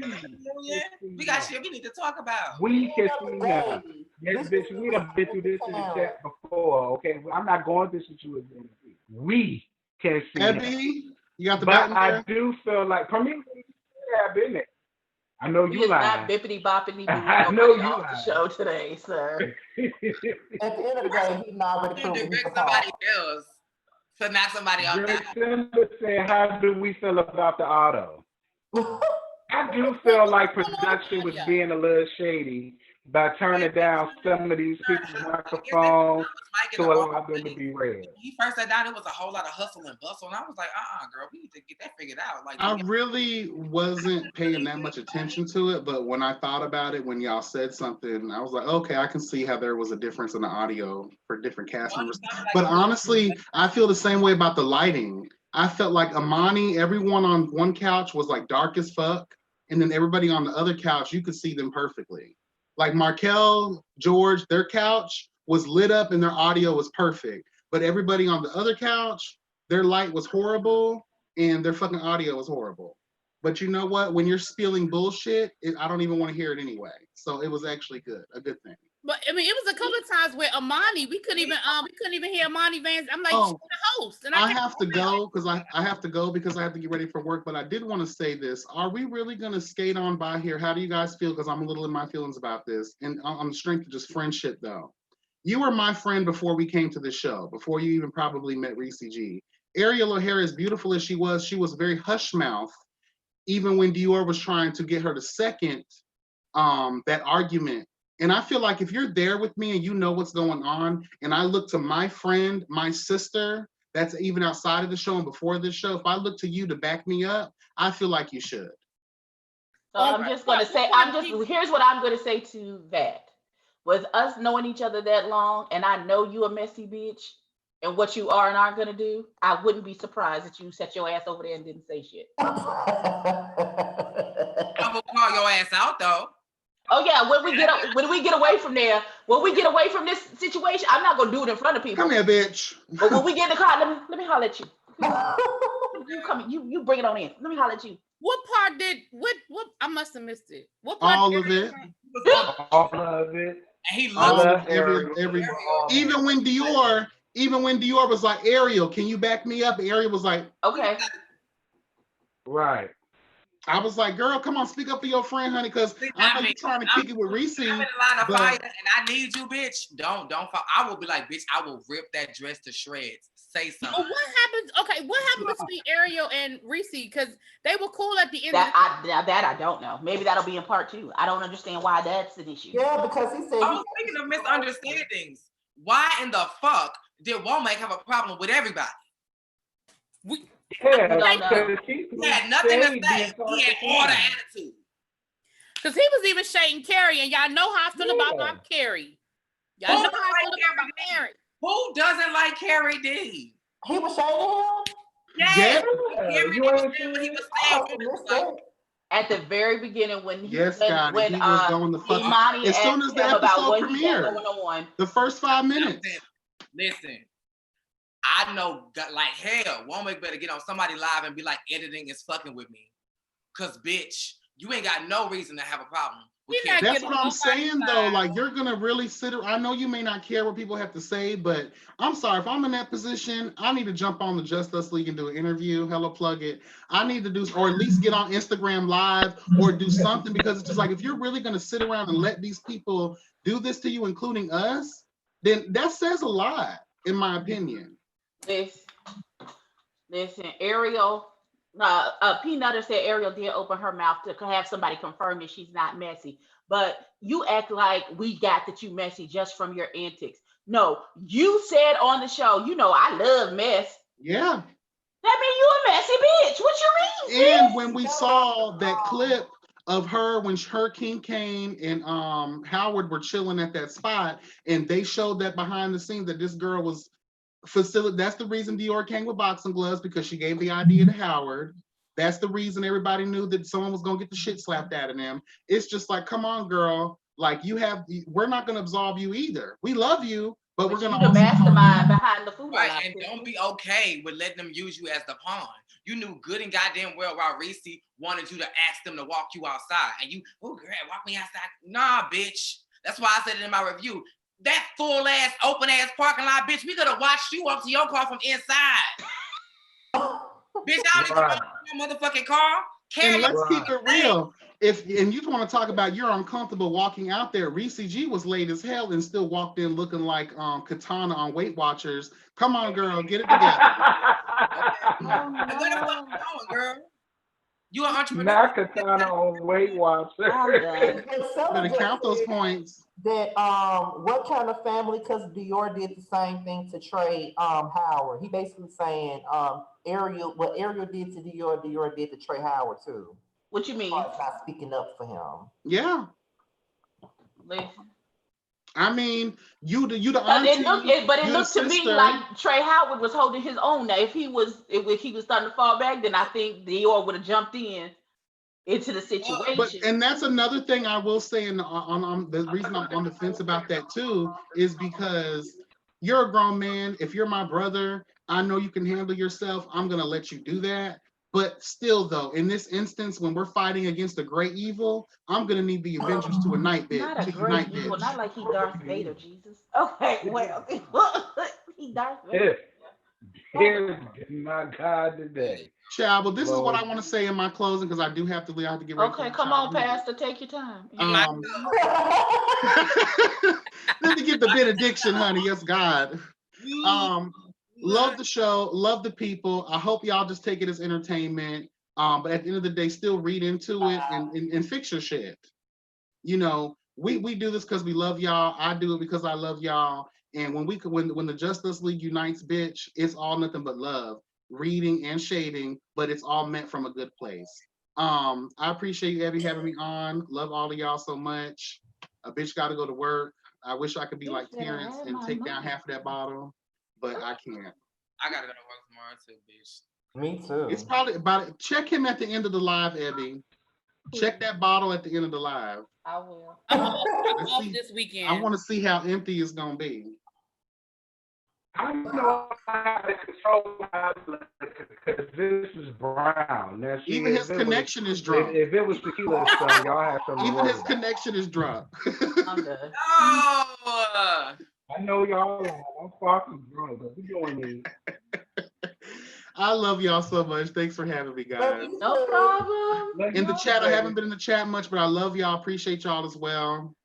All right. Y'all have a good night, okay? Bye. Good night. Boo. Bye, y'all. Teddy said he'll be here in 5 minutes. he said that 30 minutes ago. Wow. He was like, I'll be there in 15 minutes, y'all. Just Oh my God. Oh my God. okay. While we're waiting, what did y'all think of the question from the press? It's Well, Abby Did you- ran him down in the thing, and I said I liked this red suit he had on it, and she ran him down. So You thought it was fine, that's all. This is my question. Was he the only press that was there? probably because he was the only press question that we saw. like if they wanted questions from the press, instead of asking me to ask y'all to ask questions, you could have asked us we could have made a video. Right. Yeah, We would have been more than happy to make a Like you video and send it in to you. yeah, That's- yeah. I don't know. Maybe they felt like we was just gonna ask some shady ass questions, and we probably would have. But then you don't have to play it if you don't want to. Right. You could have made the offer. I just feel like they just don't want to give us the credit. They just don't. I can believe that because how many times do we gotta say, hey, bitch, we over here? Like, Because let me tell y'all something. Okay, all right. I'm about to vent for a second. Get it out, baby. I felt some kind of way. Did y'all see, and y'all may not have seen this because this came into my inbox. So it was posted on the page, but y'all might not have got a specialized, it came into your inbox, where it talked about the criteria for like, if you wanted to come to the reunion and you were pressed, So you already, you had to buy a press pass, which is fine. It was like $30. Okay, whatever. And then the second thing was you had to be subscribed to Chasing Reality on the Instagram and on the YouTube. Okay, whatever. I'm already subscribed. No big deal. The third one was the one that got me. The third one said something about you have to comment on at least, I think, like a certain amount of episodes from this season. Bitch, all of my videos are my comments. Exactly. The fuck I need to comment on the videos for when I got videos that's commenting on your shit. I would like you the whole season. I would have responded. Let the record reflect. Go back and look at your live chats. I'm in the live chat every episode. What the fuck you talking about? Exactly. Well, I'm not in the live chat, but I did a video for every single episode this season and last season. I just don't feel like that was necessary. It wasn't. And the reason why, and I'm gonna tell you, the reason why I feel like I wasn't exempt is because when it was sent to me, there was no message underneath that said, but don't worry about that last part because I know you do your videos. Like nothing was said. So you expected me to go back and comment? I wish I would have. Right. What the fuck wrong? First of all, like even if you never made a video, period, why in the fuck is it a qualification that you comment? We shouldn't have to. Oh, wait. The videos are coming. That's like asking the Associated Press, Fox, Hollywood Unlocked, like all these. Oh, if you ain't commenting, then bitch, you can't come to my release party. Like, are you serious? This is not Instagram spam, bitch. This is. Not to mention, when I do my reviews, I upload them on Instagram, so you better take that as a comment. Exactly. Leave me alone. I do the same. Let me read it. I don't want to misspeak. Let me read what it says specifically. Lord, I'm old. After making so first you had to pay okay, so it was a $30 for one outlet, $60 per person. So it was $60 per person. Okay, so I was wrong. It was $60. Then I'm an outlet, so I'm only paying $30. What you mean? I'm the outlet. What you mean? No, I'm the plug, my nigga. What you mean? No, it's $60 per outlet. Listen. Then after you make your payment, this is what you had to do. Oh, that's only $10. We coming as a Justice League. We're not coming as Mr. Wait a minute. I'm late. Catch me. I heard you trying to come for me, whore. You had something to say to me, whore? What he said was, you kept saying you was coming in 5 minutes, and 5 minutes turned into 30. That's what he said. And I wasn't really coming for you. I was only speaking on it because I can relate. I'm late to everything as well. Let me finish, please. Do not do me, as I'll be forced to do harder. Okay. You must send your full information on your outlet. Okay, fine, whatever. Submit 5 questions to be asked at the reunion. Follow Chasing Reality on Instagram. Follow Chasing Reality on Facebook. Subscribe to the Chasing Reality on YouTube channel and comment on 3 episodes of season 2. Who's doing all that? That is Ruby. I see. First of all, if I have to buy a plane ticket plus this $60 ticket to get in, I'm not doing none of that other shit. Let me be very clear about what's happening. If I'm about to shell out $300-400 for a plane ticket to come see y'all and hotel. No. Wait a minute. Here's the killer. The kicker and the killer in all of this is when the executive producer has to use our platform to carry his bones and communicate messages to other cast members. Bitch, we are part of the motherfucking cast. We should have been on the goddamn stage with them whores.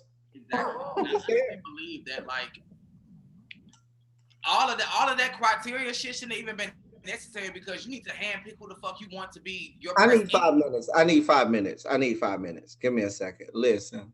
Y'all dancing and pussyfooting around. Yeah, but let me say this.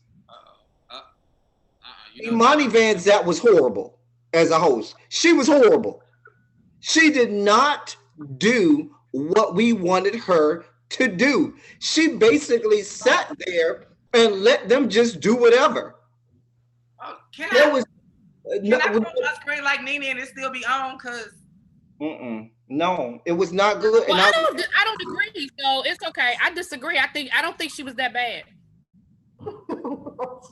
The reunion was bad, and the reunion is the facilitation of things You being. don't have your allegedly signed shit in your virtual background. I saved to your virtual backgrounds. I'm trying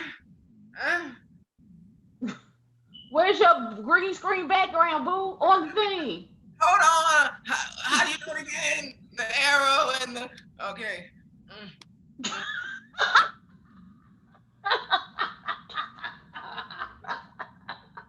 She was horrible for I didn't me. think she was I'm horrible. going to say for me, and I'm going to say that because I'm going to say that because just based on the part one we saw now, maybe it'll improve in parts 2 and 3. But based on part 1, we got nothing. Nothing happened. Nothing was. There's nothing new. I mean, nothing. It was just. We sat there like I'd rather slit my wrist and bleed all over the floor than sit here and have to spend an hour and a half watching this. No, we didn't. You did. We didn't. I enjoyed it. I was fine. The entire hour and a half. It's a reunion. That's what reunions are like. It's a reunion. Listen, I fell asleep during the first go round, so I had to rewatch it again this morning to catch what I missed. Child. I don't know what else you were expecting. That's all. No. What I expect is this. That whole reunion could have been an hour and a half. I don't want an hour and a half of you allowing them to just yell at each other for an hour and a half. That's not getting us anywhere. You could have squeezed the entirety of that reunion in 3 parts, 30 minutes apiece, and I would have been good. But we spent an hour and a half of yelling across the room. Nothing was resolved. Nothing happened. It was pointless to me. That whole they could have did away with that whole part 1, and we would be in the same place we was had it not even happened. And that's why I'm saying that was pointless. At some point, like for example, I knew it was going downhill in the beginning when George and Kane were allowed for 15 minutes uninterrupted to just throw jabs back. To argue for nothing. And When he really said to him, but I apologize to you already. She didn't even try. And when George and Kane were going at it, she didn't even attempt to stop them. There was no attempt. It was just let them just go ahead and have at it. That's not true. She did. She stopped them. That's not true. Like I really wanted to have. I was really expecting her to be Ayanla and start smacking the table, talk about not on my watch, something. Interrupt them, get them to. She was like, there needs to be some interruption. I would have stood a hole in the ground and put Reese's face in it and tell him to speak into the hole. Something, anything. Listen, I was waiting for her to start screaming Bible scriptures or at somebody. And she just sat there. Come into my bosom. Come into my. Put them on your mammy titty and just let them. I can't. It's too much. She just sat there and just let it just happen, and I was just like, okay, well, what was the point in this? For me, I guess I'm one of those people where I always have low expectations for reunions because I don't see the purpose in a reunion show. I feel like all of the reunion shows are the same thing. We spend 15 minutes on a package showing us everything we fucking saw the whole season because we watched the whole season, and then another 10 to 15 minutes of them arguing about the same shit they argued about during the season. I feel like no reunion has any resolution because even when it looks like they made up, then they shading each other on Instagram the very next day. So I feel like no reunions are a waste. I'm okay with that. But my point was, the problem that I had with this one was the shit was drug out. It was no need to drag it out for that long with no resolution. Drag it out. I mean, lest we forget Love and Hip Hop when they drug out whether or not Kirk was the fucking father, and we didn't find out until the 3rd part of the reunion. But I think the difference with this between everything else is that the tea that people normally spill during the reunion, we already knew. So we looking at this shit like, girl, I didn't know that was. That hasn't happened yet, Amber. That'll be on part 2, I guess. That hasn't happened. Really tea. Y'all sticking to the lies. Y'all forget that y'all told us on a platform that it's still visible, the real shit, and y'all still trying to hold on to this. Like, no, I didn't care about the tea. The tea was not the big deal for me. My big deal was the fact that I'm trying to put one of my portable ring lights up. My big deal was the fact that they just allowed that all of that yelling for 15 minutes at a time. Every reunion has yelling and back and forth. I mean, okay, I understand that, but you let it go for like a couple minutes, and okay. But the way it just kept going on and on and on, and that's what I mean by drug out. An hour and a half with all, basically that was an hour and a half of yelling. God, you went from Sprite to Pepsi. I forgot I still had this. I hear you, El Teddy. I hear you. It just didn't. That's my issue. That's my issue. I got you, boo. I got you. Black as fuck. Like, not only were y'all screaming and hollering for 15 minutes, it was about what was shade. Who gives a fuck? We asked you what you did. You took it as shade. Okay. Why do we have to scream about it wasn't intended? But yes, it was. It wasn't intended. But yes, it was. But you know what I do. But I really don't. Who cares? Because George was being shady, but he already apologized. So I'm just not understanding why we're still entertaining it. Like, he apologized, like, really, like. Exactly. But when they explained what the situation was, why I still don't understand why he felt he was being shady. They were going around the room asking, "What do you do?" So of course, if you start the conversation, normally somebody's going to come around and ask you, "What do you do?" No, it wasn't shady that George asked the question. It's shady because George knew what the fuck he did, and George can talk to his face. That's still not shady. That's still not shade. It's still not you. That was not shady. It was not. How was it not? I think it was. I think it was. If the conversation is, "Oh, what do you do? Oh, what do you do?" to inform everybody, I could know what you do, but I know that this person and that person don't know what you do. And if you started a conversation about what it is that everyone does, I will ask you because I'm trying to get you to big up you. I know what you do. George has said that from the beginning. I was cool with it, but George didn't say that until he had been defending himself for the last however many episodes. Then finally he said, "Well, I was just asking for the rest of the room." If he had said that from the beginning, cool, but that ain't what you said in the beginning. Right. What you said in the beginning was, "I don't know what you do." I would have nipped everything in the bud. But as a matter of fact, when he asked Kane what he did, and Kane was like, "You know, you follow me," he was like, "Actually, I do not." He did throw a little shade, like, "No, bitch, I don't know what you do." But just because I follow you on Instagram doesn't mean I see you on Instagram. I follow thousands of people if there's some people I don't never see. If that's the case, then stay in that moment and stand by, bitch. I follow you, but I do not know what you do. Don't in the next scene be like, "Nah, I know, but I just want to say it for everybody else." No, because in the tattoo parlor, you said you didn't know. So which is it? Do you or don't you? I hated the fact that, and like I said, I know that we as the Justice League have a lot of background information and a lot of tea that is not probably for public consumption, which is fine for us to know. And we've kept a lot of that stuff, hidden. But I hated that they kept saying throughout the reunion, "Well, production made me do this. Production made me do that." Well, that's a part of the reality show. Why are you telling me that production made you do anything? Why are you on a reality? I think it was such a big production, making people do things was such a big issue, is because of the way that fight got set up. I think that is the only reason why production was such a big,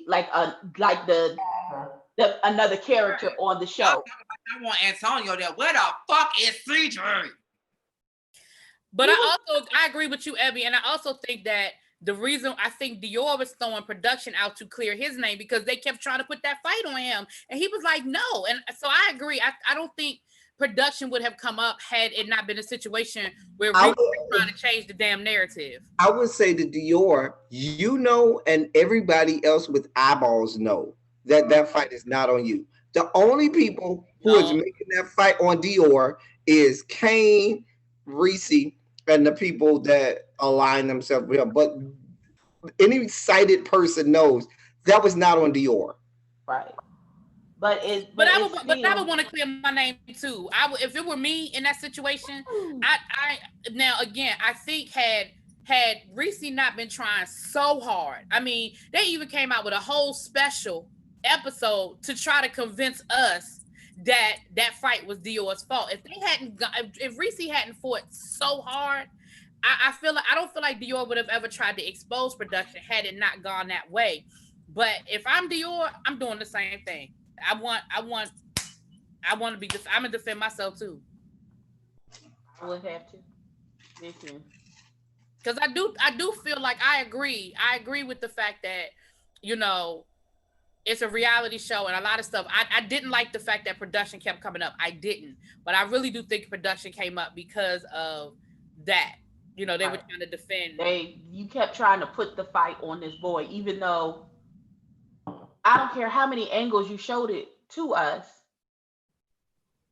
He still threw the first punch. Like, I don't, like, we have eyeballs. We can see. Let's rewind the tape. That's what El Steady said. Like, let the record reflect. We can see. We see you.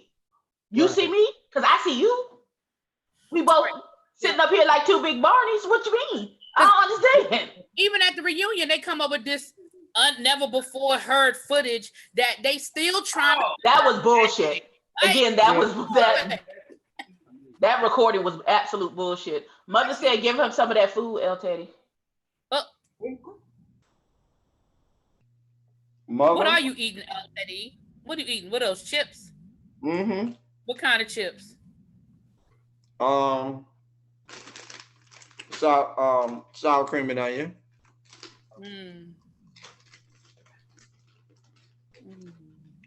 Y'all know I love me some good food. You've been doing a lot of eating on camera lately. Is it the Rona getting to you, boo? Yes.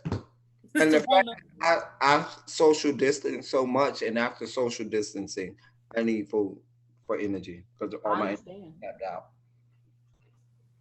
I am social distance. I understand and I support your social distancing. I didn't social distance today. I was working today, but I'm still hungry. And I have two sets of eyes, so I only saw the one, but little baby is silly.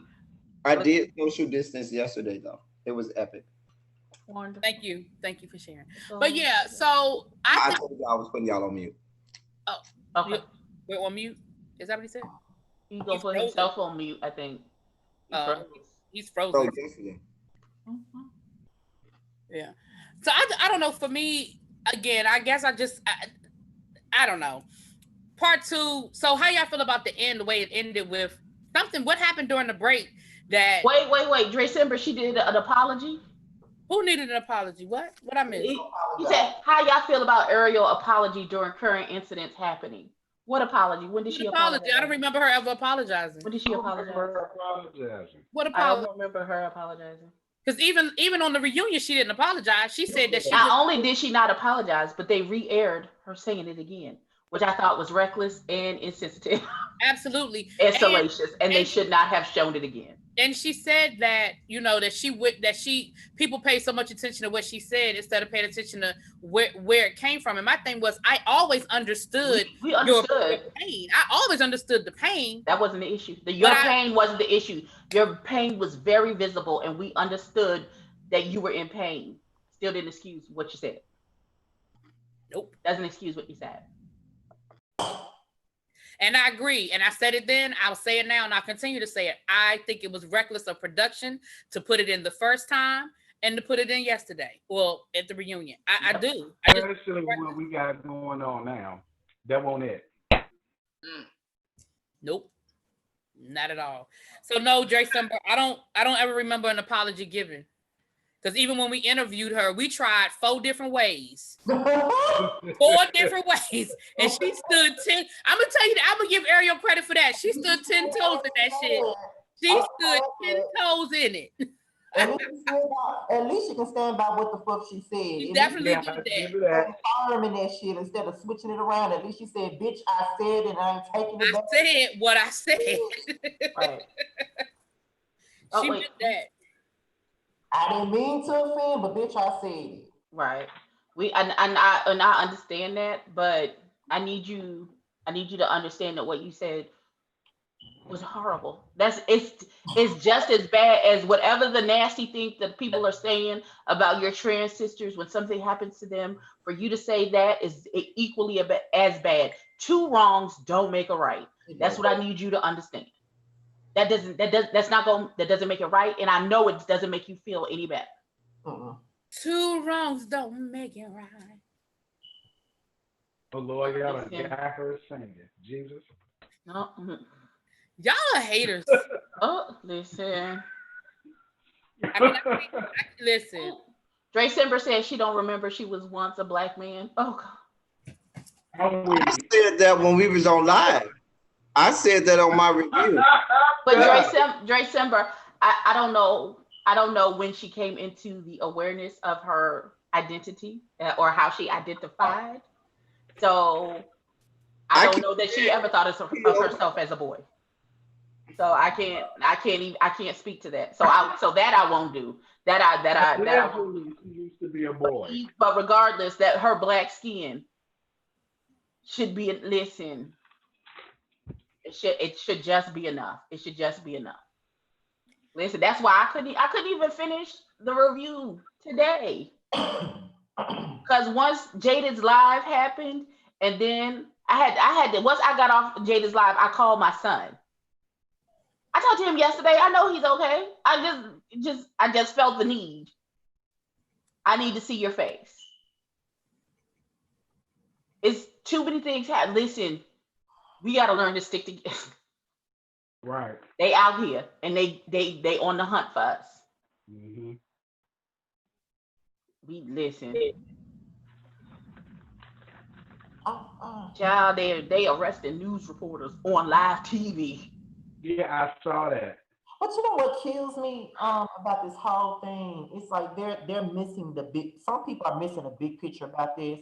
They want to use other situations to deter us away from what's really going on. They want to bring up black on black crime and stuff like that as if that's an excuse to shut the hell up about what's going on. That's not an excuse. It is not, because you know what? Black on black crime, white on white crime. You know what it all is? Crime. It's a crime. It's a crime, regardless of. When white people kill each other, they don't say white on white crime. They just call it a fucking crime. It's just a crime. It's just a crime. And most crimes are committed by people who are close to you. It's called proximity. My nigga. It's annoying. Like, people really do that. Like, especially the ignoramus motherfuckers on my timeline on Facebook. What about black on black crime? Why y'all ain't talking about that? It's not the same. Just shut the fuck up. It's not the same.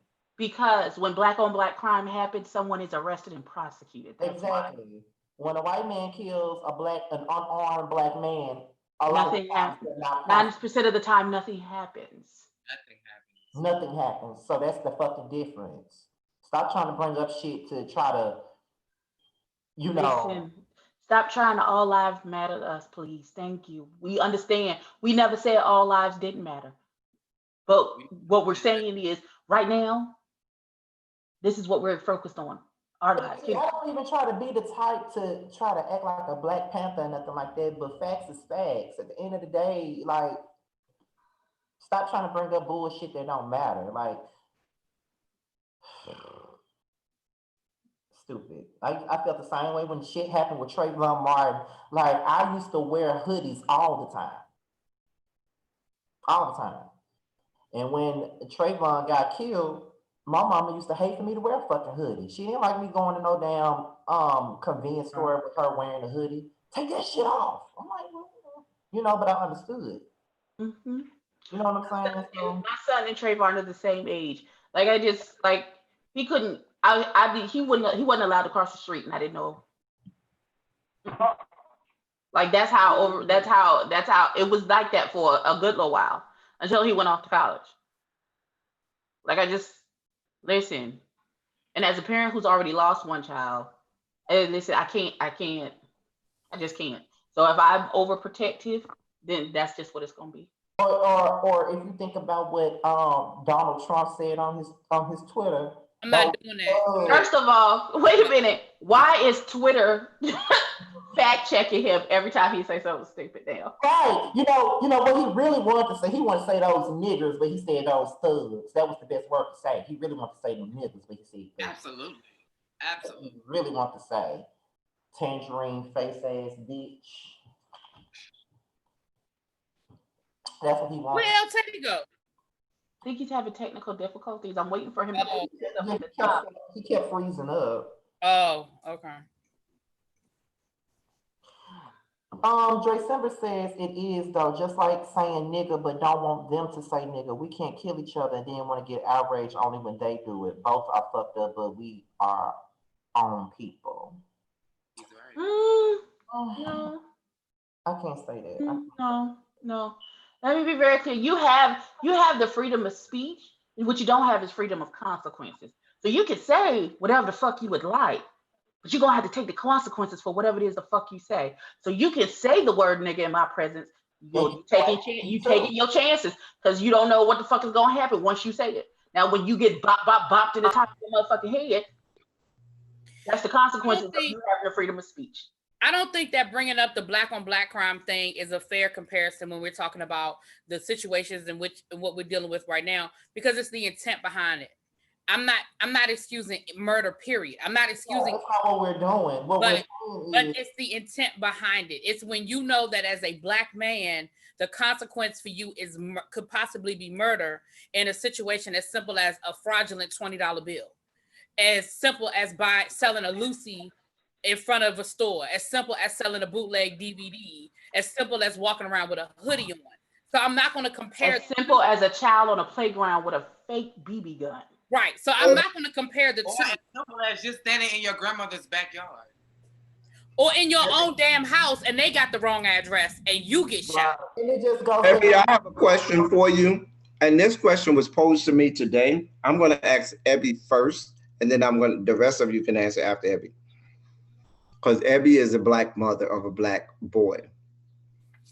I was talking to a lady today, and she said, she was talking about everything going on. She's white. She has a son that's biracial.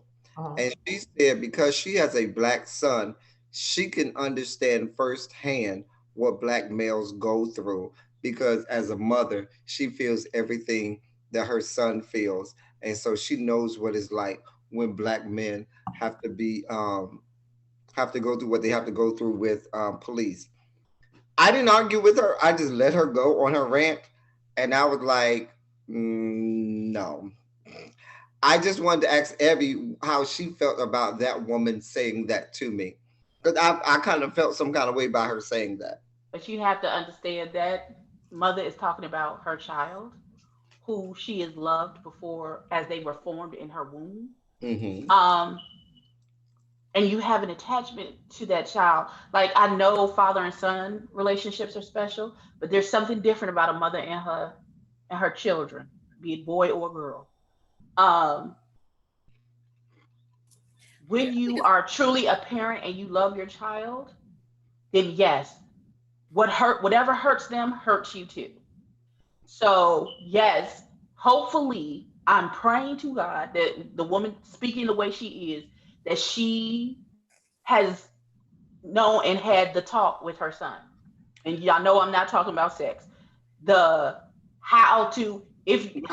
told me the dad did, but my thing about it is, it's one thing for you to hurt when that child tells you that they're hurt. It's another thing for you to have to walk around perpetually of, okay, when is this about to happen? You know what I'm saying? But being the mother of a biracial child, you get a lot of bullshit. Yeah. You get a lot of I don't negate. No. I didn't. That's why I didn't argue with her. I did not negate whatever she experiences or go through. But what I'm saying is, this goes for anyone.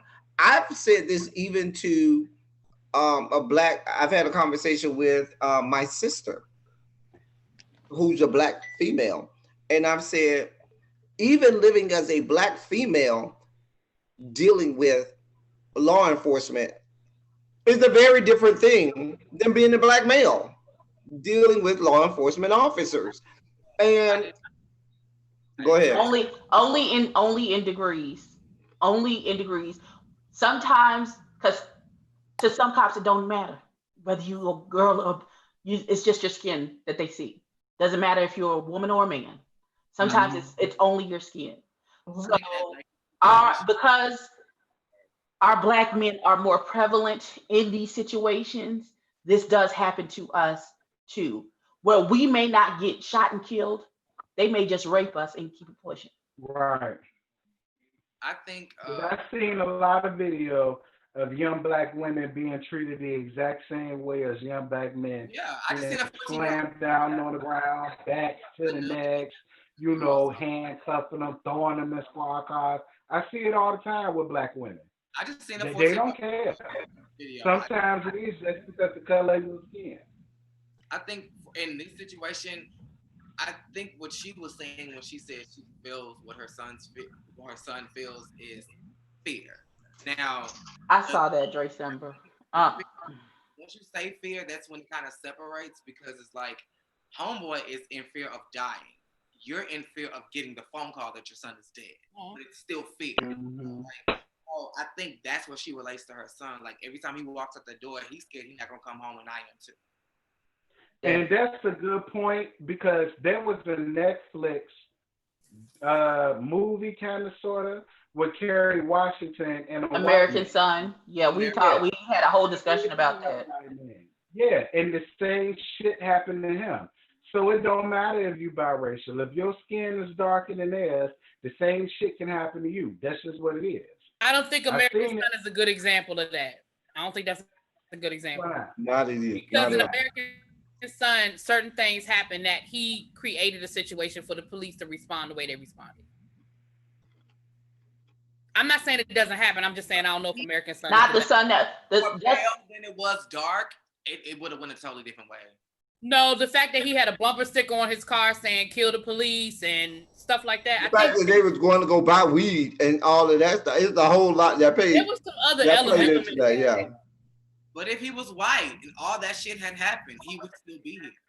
I think if a police officer walked up on a car, white or black, that had a bumper sticker that said "kill the He police," would be locked up. Yes, he would be persecuted, arrested, all of that. He would not be dead. he would not be American Son is not the Yes, example. Lord.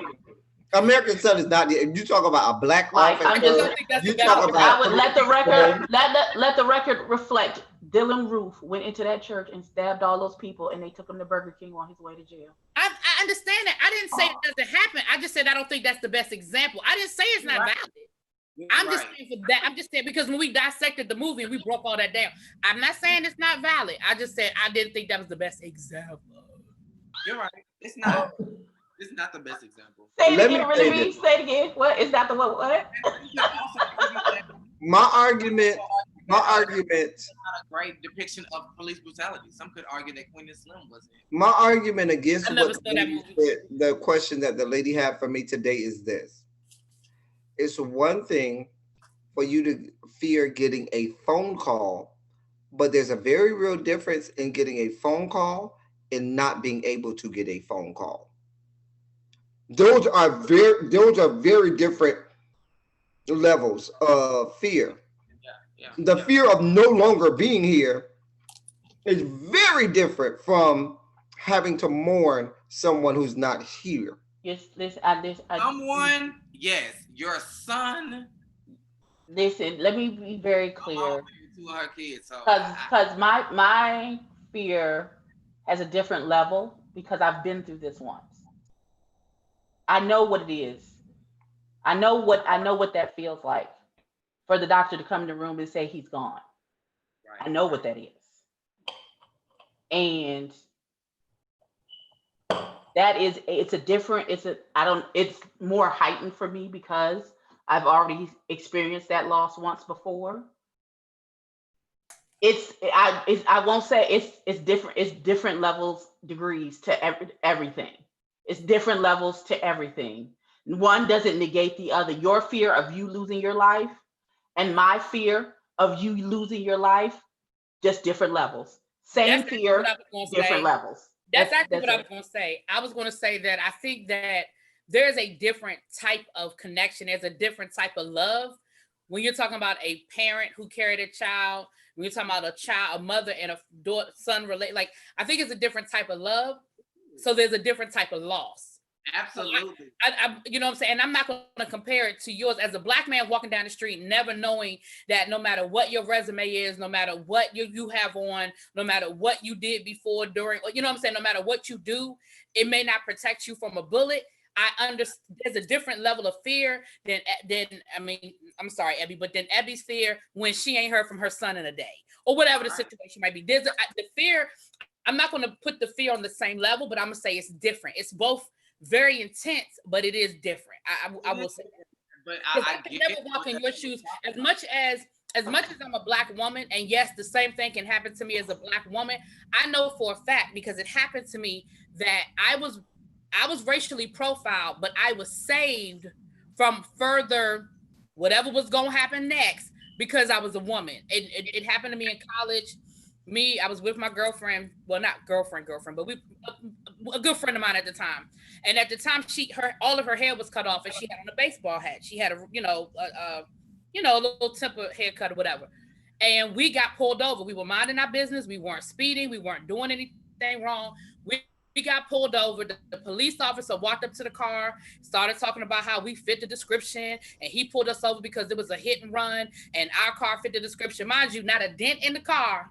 Nothing wrong with the car, but we fit the description. And as soon as she rolled the window down and he realized that she was a girl and not a guy, it was a whole different conversation. It was, oh, I'm so sorry.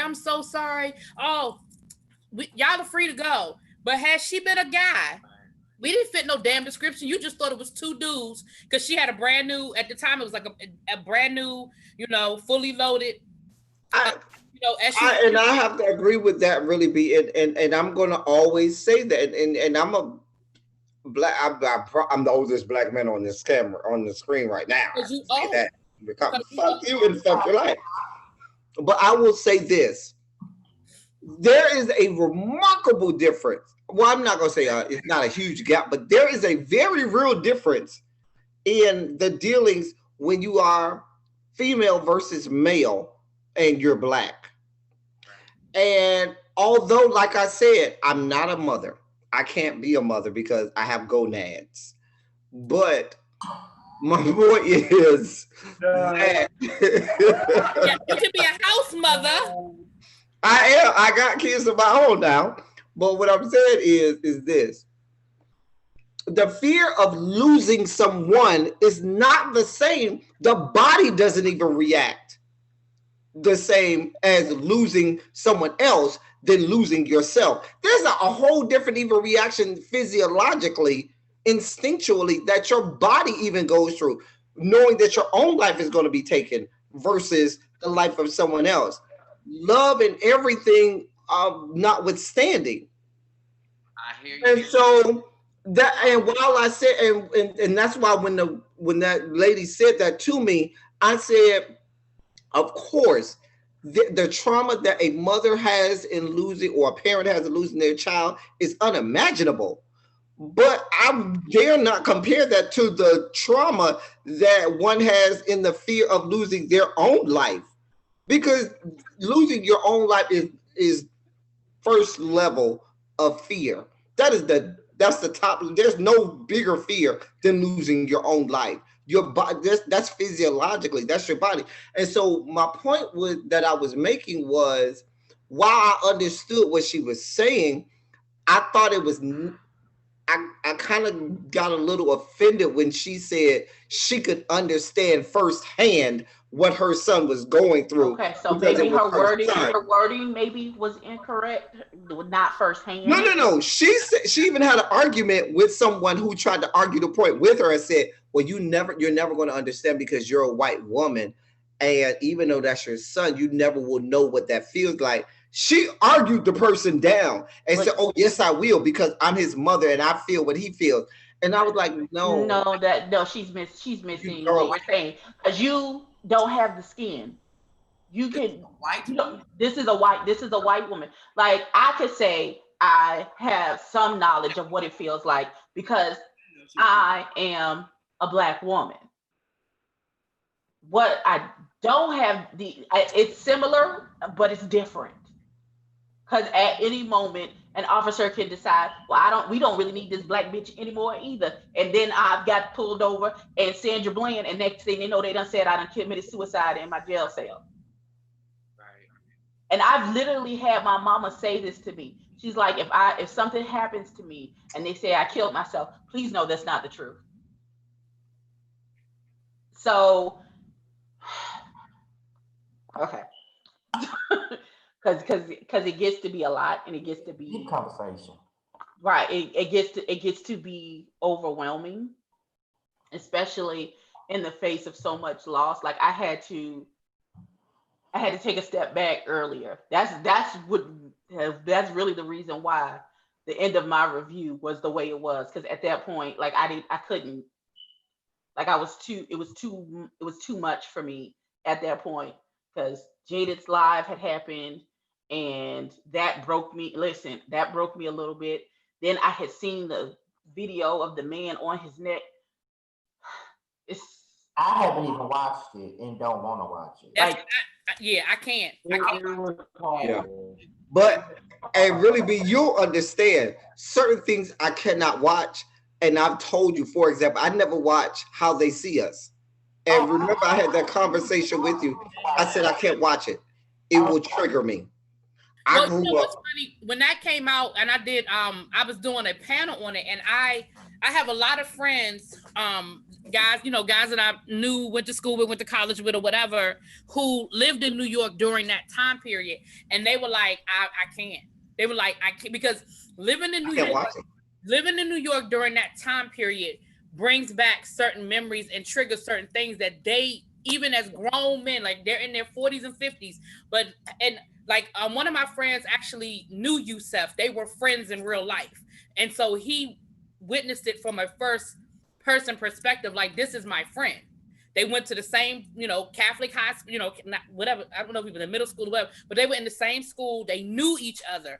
I had another friend lived in the same building as, what's the oldest one? The one that went to Corey lived in the same building as Corey. And I tried to get them to come and talk when I did that on my channel, and I did a panel discussion, and they were like, you just don't want to read it. No. Well, they were like, they never even watched it. They were like, they're not going to. I understand. I was able to get one of them to come and talk about the experience of going through it as a Black boy in New York during that time, but I need to watch he it. never watched it. He never watched it. I can't watch it. And I remember growing up during the 80s and 90s in Liberty City, the heart of the ghetto in Miami, Florida, and knowing what that statement that your president put in his Twitter, if they start looting, we'll start shooting, that came from Miami.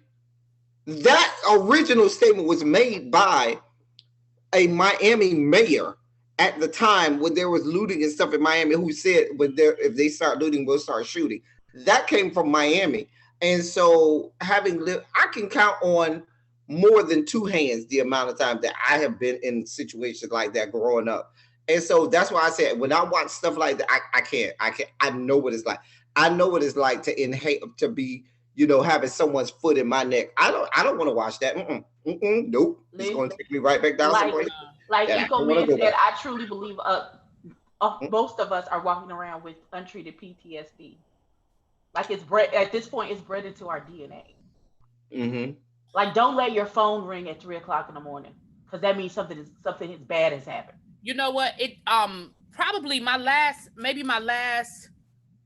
2 or 3 years in DC, when I was teaching in DC, maybe like my last 2 or 3 years, they started using PTSD as diagnosis on IEPs for kids. And the first time I heard PTSD, it struck me weird, because of course in my mind I always just connected PTSD to military. To combat. But when I thought about it, I said, well, that is what the fuck our kids deal with. Like, they literally are hunted. They literally are dealing. Like, I mean, when I taught in DC, I taught at a school that, now some of our kids came from the best side of town, because we had a whole track program on one side of the school, but then the other side of the school was the neighborhood. And some of that neighborhood, I mean, I literally had one of my students, he slept on the floor because of the bullets. He slept on the floor at night. Listen, I remember my birthday is January 1st. And I forced myself to make sure that I always went to watch night service, because our church was far away from my neighborhood. Because I knew it was a very real possibility that going from December 31st to January 1st in the hood, where it sounded like it was raining outside, but that was just how many gunshots were going on. I just didn't know. Yeah. Every year we had 2 or 3 neighbors that died because bullets came down through the roof from out of the freaking air. From people that every year. So I always say, yep, we gonna stay, we gonna be at church, we gonna be at watch night service at midnight musical until about 4 or 5 in the morning. So I ain't got nothing to worry about. It was 4th of July is the same way. And sometimes they would do this shit on Christmas. And wait a minute, if so 4th of July, and when is my birthday? July 2nd. So was that every hood that was like that? I'm not gonna say what happens in DC. In Miami, yes. Mm-hmm. Mm-hmm. I can tell you in Miami, yes. I mean, let me tell you this, when I would go to parties, New Year's Eve parties, because I wasn't at watch night service. I would go to New Year's Eve parties, and like all the dudes at like, as the ball count down, all the dudes would go outside. So they just start unloading. And then they would come back in the house. They like that was the party. Like, oh, y'all going now? Okay, all right then. And they would go outside so they could shoot off their guns, and then they come back in the house. Mind you, a bullet has to come down. Right. What goes up must come down. And physics, a basic had a bunch of fireworks. Elementary school physics books tells you the same velocity with which something goes up, it comes down with equal velocity. I'm laughing at your face, Scott. I mean, Cast Me Out. You was just I'm so confused because it's just like I don't mean to like. Yeah, I grew up. Some would consider privileged, so we did fireworks. Nobody had guns. Like, I can tell you. They had fireworks too. Oh, we had fireworks. So you didn't know the fireworks from the bullets. Right. I can tell you from where I grew up that, they would pop fireworks all day, and I was a scary ass kid, so I didn't go out there with the fireworks. I stayed in the house, and the rest of the kids were outside fireworks. Yeah. But it's like at midnight, we knew that all the kids would be in the house by then because they already knew what was going to go down. Mm-hmm. I wasn't until I was an adult that I could go to parties, New Year's Eve parties. My mother, We'll be at my aunt's house for New Year's, and we would not go home until because we knew they'd be out there shooting all night. It's so funny because I can tell as a student, I can tell kids who grew up in the hood and kids who did not grow up in the hood. You know how I could tell? If something that sounded like gunfire went off, if you grew up in the hood, you immediately got on the ground. You didn't run because you were trained. If you run, you can get shot. But if you lay on the ground, you are more likely not to get shot. So people that grew up around in the hood and knew, you would immediately, I'm getting on the ground. Yeah. Whereas people who did not grow up in that environment, they running and trying to find, somewhere trying to find somewhere to hide. Clear, Scotty. I'm not talking about, no disrespect to El Teddy. I'm not talking about my neighborhood. I'm talking about, I know that's what happened. And when I was an adult and would go to New Year's Eve parties, because I wasn't allowed to go out New Year's Eve. But I grew up in DC in the middle of the crack epidemic. Like I grew up in DC in the 80s. You know what I mean? Like it was serious. DC was no fucking joke. And me and my friends would go to parties. We already had, whenever we would go to a house party, we always figured out what the plan was if motherfuckers started fighting or shooting. We always figured out the plan because when people start shooting or when there's a fight, and DC doesn't have gangs per se, they have neighborhoods. And people in DC rep their neighborhood like Crips and Bloods. Like it's no joke. You rep your neighborhood like it's a real gang. And so if somebody started fighting, if you stepped on my foot and I was from one neighborhood and you was from another neighborhood and our neighborhoods already didn't fuck with each other and a fight happened, it was gonna be a mob scene. So whenever we went to a house party, and that was the thing, you knew if it was a 7-Eleven down the street, that's why somebody who grew up in the right neighborhood would tell you, right, this was before you don't follow a fight. Yeah. Not go look for the fight. Because if you go running behind a fight, you knew gunshots was going to be soon after a fight. So that's why they would tell you, don't go following behind no fight. Because okay, If they start fighting, somebody gonna lose, and eventually a bitch gonna put out a gun and they're gonna start shooting. And now bullets don't have no faces. And like I said, there were no cell phones and stuff. Like, and in high school, we didn't even have pages. Well, some did, some didn't. Anyway, I had a page in high school. But what I'm saying is, so the plan was where we gonna meet up if we get separated. Mm-hmm. Because because I need to make sure that I'm leaving with who the fuck I came with, and if not, I need to make sure I need to go find you before we leave. Because if we came together, we leaving together. That's how it was for us in high school. Like I know, like just like you said, really be like it wasn't necessarily gangs per se, but it was mainly the neighborhoods that were beefing with each other, and we would all be at a record hop or something like that, and the wrong song can be played, and it starts something. And then when I fuck around and Nook if you buck come on, and it's all over. Listen, you let Nook if you buck come on. if it wasn't Nook if you buck, it was down for my niggas. Yeah, that it would be Down for My Niggas by C Murder or Set It Off. Yep. If you heard every one of those songs, you knew it was over. It was over. You don't cancel Christmas. So when we see a crowd of people coming, I be like, look, bitch, we finna go. Because we already know what's going to go down. They already crowding around each other. They arguing. They doing all that tongue wrestling. They finna fight and shoot. And we already knew, and by the time we made it home, guess what? They were shooting at each other. We left at the right fucking time. That's why I don't like to go to no parties and be around a bunch of crowds, because you never know. Yeah, I'm telling you, I grew up with a lot of people who grew up. I shouldn't say grew up. I went to school with a lot of people who grew up in rural areas, and they had no knowledge, like you said, of shootings and stuff that would happen on days like 4th of July or New Year's Eve. They were like, shooting? I was like, yes, you did not know. Let me tell you how 4th of July went on my block. Okay, I grew up in Miami, heart of Liberty City, 15th Avenue, 68 Terrace. So on 15th Avenue, which was a back in the days when we still had segregation, 15th Avenue was a major street with a lot of celebrities. There was 15th Avenue in Miami, and then there was 3rd Avenue in Overtown part of Miami, where a lot of the black celebrities and things would come, and they had clubs and, little hotels and different places where you could stay. By the time the 80s and 90s came, all that was kind of like thrown to hell. Crack had going through all of that.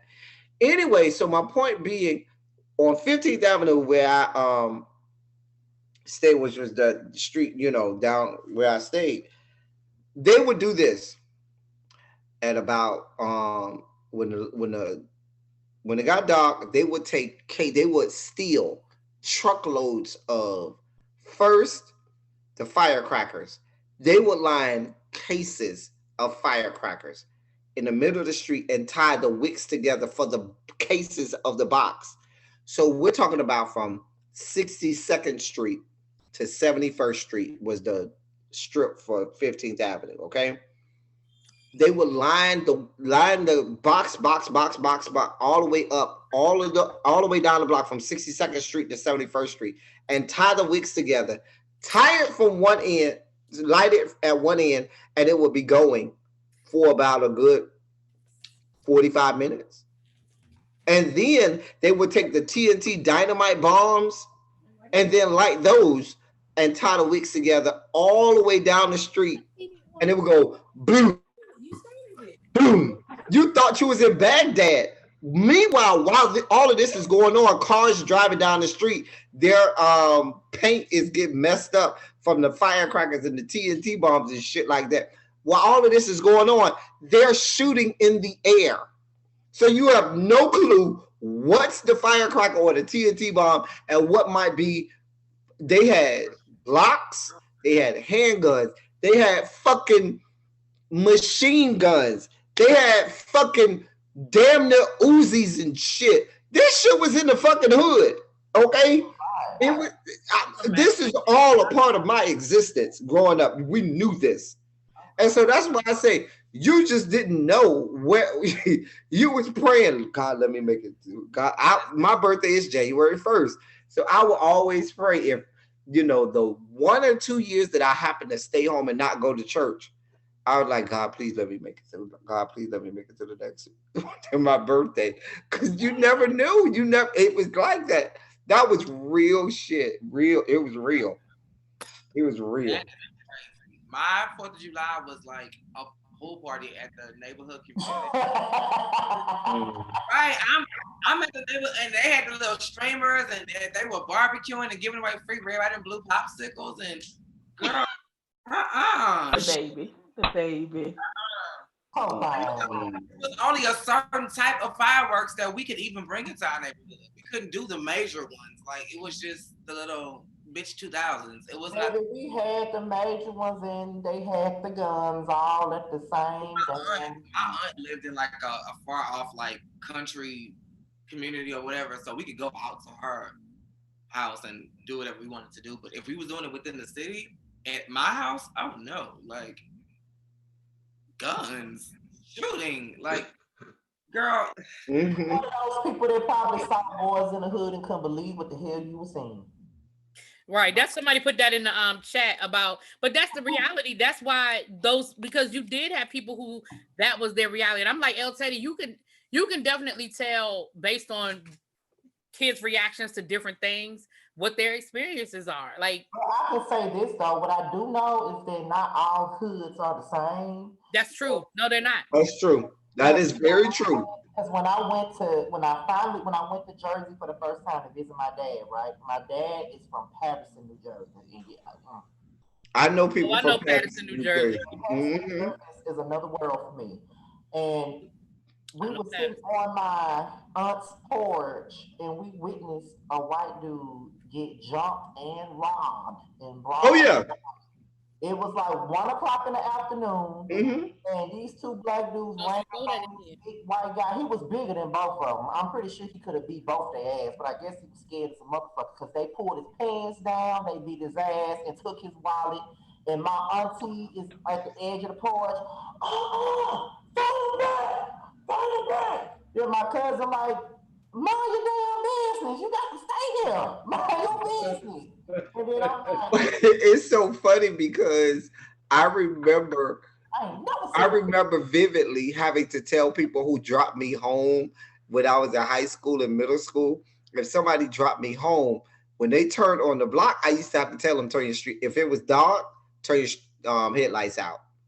Why I gotta turn? I can't see if I turn my headlights out. Listen, I help you out. Do not roll down my street with your headlights on, because they knew you did not belong there. You didn't know what you was doing there. And they was going to rob you because you had to stop at the stop sign. You was going to obey the law. They knew, they're going to stop at the stop sign. When you stopped at that stop sign, somebody was going to throw a rock or a brick through your window, get you out, and take your whole car. I had never seen nothing like that before in my life. And I know that growing up here in Canada, I seen it too many times to name. Call it a hood around here, and I'm like, yeah, it's kind of ratchet here, but it ain't nothing like that. And I ain't grow up in the hood, so I didn't learn about nothing. Like the only time I saw shit like that was on Menace to Society and shit like that. Oh no! Listen, I lived through that kind of stuff. Listen. The stuff you see on Menace to Society and Boys in the Hood, I lived through that kind of stuff. So I know full well. People tell me all the time, oh, no, not you, El Teddy. Yes, me. I grew up in that. That was what I knew. That's all I knew.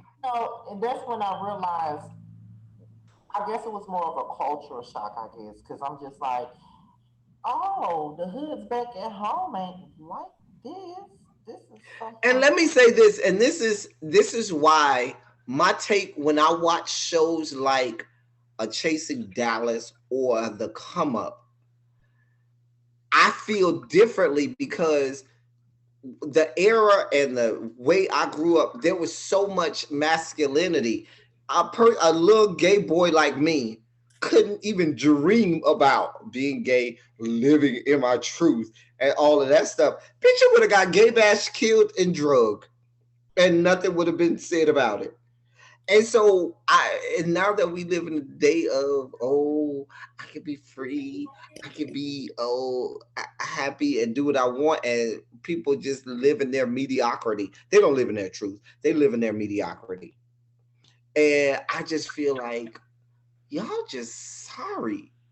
And it kind of angers me a little more because I know from whence we have come. And I know, the days when you couldn't just be just as free as you are now. And so I just sit back and look like, I if guess, only I you guess knew. from your end, I'm guessing because of the time you came up in where it wasn't okay to be accepted, and now that you are accepted, this is the shit that you put out. Exactly. That's what you're saying. Mediocrity. I get it. And in some cases, not even mediocrity. Y'all the mess. But I get what he's saying though. I understand completely. Like if you only and that's why I'd be like, if you only knew the things that people had to put up with, or the things that people had to endure, or the things that people had to go through, just so you could sit your stinking faggot ass up there and be mediocre. You know what I'm saying? The amount of people that had to get killed and drugged Beat and up. beat and all kinds of stuff, just so you could sit up here and just be mediocre. I mean, because I know growing up, if they even thought you were gay, they was finna fuck with you. Straight up. Like, straight up. You didn't, like, I tried to be the quiet kid in school. That didn't work. They knew my ass was gay. That didn't work. He said they Listen, I came up in the school where if you could fight the faggot boy if you want to, you'll fuck around and get your ass whooped. That's not Because he what I'm the grew up. ones that had You hands. have to fight brothers, cousins, uncles. So you go up there, fuck with that faggot if you want to, get your ass whooped. That now Can I you stop did using grow up that like word, that. please? I knew But you a know, lot of gay boys but you that know, ain't put up with that bullshit. the gay boy was it's not like it is now. Back then, the gay boy was automatically the soft boy. You know what I mean? Like, when they looked at me, I was soft. And I was soft. But that's besides the point. Until that fateful day when we was in the gym, and this That boy, fateful day. this boy just wouldn't leave me the fuck alone. He wouldn't stop rubbing on me. I tell him to stop touching me. He would, like, that's the type of shit I would go through in school. Like, the guys would bully Oh, me. he But just wanted your puss if he rubbing on you. that's what they would do to me back then, though. Like, in addition to them picking on me, teasing me, possibly punching me, they'll sexualize me at the same time. If you get my drill, that's what they would do. Like, it was. Yeah, he wanted your puss. That's what I said. I mean, we were 12 years old. He was sitting there rubbing me, and I kept telling him, "Please leave me alone." I'm begging him to stop touching me. He would. And before I knew it, my foot was in the air, and it hit his nose, and he bled. And Not before I knew it. Not your foot, Lord Jesus. when he So came, you had little kisses, basically. when he came back to them bleachers, I was. But you have to lift your whole foot up and get it all the way up to that He person's said before face. he knew it. He didn't even, it was an out of body experience. I didn't even remember doing it. All I knew is that one minute I said, "Please stop touching me." The next minute, I was like this. You just wanted to put your footprints on ceiling for that young man. You ain't fooling nobody. You ain't fooling nobody. You don't understand. After I kicked him in his nose, I was scared as hell because I knew he was gonna beat my ass after that. I was scared as hell. When he came back to them bleachers and his nose was bleeding, he had that tissue in one nostril. And he came back up there and sat there and he stared me down like. I said to myself, "I'm finna die." He launched at me. Before I knew it, I hopped up underneath them bleachers where he couldn't even reach me. Next thing you knew, they held him back. He said, "I'm gonna fuck you up after school." I knew he was, but I had to figure out what I was gonna do. He went out the gym gate. Know what I did? I went around and went out on the side gate just so he wouldn't find me. He never came back to school though after that. He was in Paris. After I kicked him in his nose, you couldn't stop me from trying to fuck somebody up after that. I just knew I was doing something. All you need is that first good ass whooping to get you Yeah, I back. wanted to be That's all you need. after that. Nigga, After that fuck first you. good ass whooping, honey. I dare somebody to try me after that. A mess. See, in school, in school, I had this bully, and nobody would ever really mess with her, and including myself. We never really. And my thing was, people felt like I was scared. It wasn't that I was scared. I wasn't scared of her. I was scared of my daddy. You know what I'm saying? I went to Catholic school, and they never missed an opportunity to remind me that they was paying for me to go to school. Okay, and so there was nothing that bully was saying to me that would scare me. What was scaring me was if I whooped, and I would calculate that shit. Like, if I whoop this bitch ass, what my daddy gonna do to me when I get home? Because I knew I was gonna get suspended. Well, one particular day, she just caught me at the wrong day at the wrong time. I had a bag of chips. They used to sell chips at my school for a quarter at recess. We could buy a bag of chips. And you know, sometimes a quarter was all I had. Like, you just took my last to get these bag of chips. And I will never forget that little girl. She wasn't little, but that bitch, she asked me for some chips, and I said no. And that bitch snatched them chips out my hand. And listen, that's all you need. That's all you need. Always been that ass. So I'm sorry. Listen, I blacked out. Like, when people say they black out, I blacked out. Because when I tell you, that bitch took them chips out my. She just take them. She snatched them bitches out my hand. All I remember when I woke up, when I came out of that haze I was in, because we were in the classroom, I was slamming her head against the chalkboard. And what happened was the teacher wasn't in the room. But really used to go down. Right, that's how I got away with it, because the teacher wasn't in the room. And the kids were so happy that somebody was standing up to the bully. Like, when the teacher was coming, they was like, she coming. And so, you know, that's what brought me out my haze. When I heard she was coming. Ms. Jones, I don't know what happened to her. She might have had she laying on the floor. I don't know. Right. And my friends took me into the bathroom so I could get myself together, you know, get my hair together, put my uniform back together and shit. And we came back in there, and the teacher knew something went down. As a teacher now, I know that she probably knew exactly what went down. She was probably sick of her ass too. Right. Right. She like that. The teachers ain't like her ass. Both of y'all ass would have been suspended if it was me. I would have had all of y'all take both of the hoes out. Both of the hoes be suspended. Fuck them. Both of the hoes get suspended. But I would never forget. From that point forward, they knew it was never about me, because they, you know, it was never about me not being able to fight. It was, if I whoop your ass, what's gonna happen when I get home? I was the queen of, I meet you after school, far enough away from school property that my ass won't get suspended. Now it can go down. That reminds me of one time I threatened my teacher because she told me she was gonna call my house, call my grandma, and listen. I knew the last thing you was gonna do was call my grandma. Baby, when that bell rang, and I waited. I sat there and I waited for all of the kids, all of the rest of the kids in class to leave. I went up to her. I remember her name, Miss Barrier. I went to Miss Barrier. I said, Miss Barrier, I'm friends with every thug in this school, and I know what car you drive, and I will have them fuck your car up and fuck you up every day until the end of the school year. Now, you can call my grandma, and I'm going to get in a whole lot of trouble, but that's only going to last for so long. It's a long time until the end of the school year, and you decide what you're going to do. Now you blackmailing the teacher. And I left. Ask me if she called my house. She called my house. She did not call. I would have whooped your ass myself. I would have took the consequences. I'd have whooped your ass myself. Listen, no, them kids, the gangs that we had, she didn't want that kind of pressure. She did not want that kind of smoke. Oh, no. See, back then I wasn't like, even now I would still say it, but I wasn't. Because let me tell you what used to happen. The gangs had not only kids in school in it, but they had grown men in it. And if there was anything that went on with the gangs, after school got out, the grown men would roll up at the school. El Teddy cuss out time. Because if you bored, get the fuck out. Ty, you ain't shit. That's one of El Teddy's friends. That's one of El Teddy's best friends. He coming your life, okay? Ty, that's about to get him.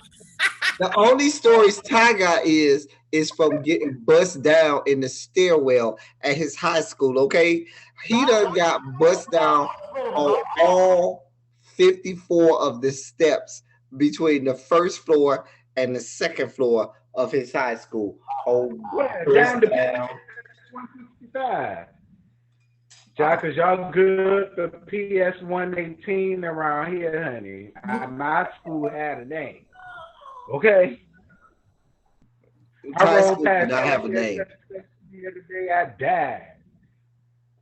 Thai school was called PS something. That was the one thing about New York. I'm like, New York was just like, fuck it. We got so many schools. We don't have enough names. We're just gonna get y'all numbers. Fuck it. Okay. Public school 121. Public school 515. Right, my brother's from New Jersey, and his school was school number 16. I'm like, well, Right. They was like, fuck a name. We don't have Okay, yeah, we got numbers. What school you went to? Oh, I went to 365. Wait, what? Y'all ain't had no name. That's just like in Miami. Names for y'all. But no, that's just like in Miami. We know if you went to a black school, when you tell us the name of your school, if your school don't start with Miami something, oh, no, you ain't from Miami. You ain't from Miami. You went to where? What? No, that ain't no Miami school. You lying. Well, that's how you would know when I went away to school and somebody said it was from DC. I would always ask them what high school they went to. They would get themselves away every time, because that's what that joke was on Insecure when they were like, we from DC, and the girl was like, no, they're from DC. I'm from Prince George's County. That's like a DC thing. You know, Issa lived in Maryland, so I was like, okay, Issa, I see you putting that's a DC joke, because people in Prince George's County act like they better.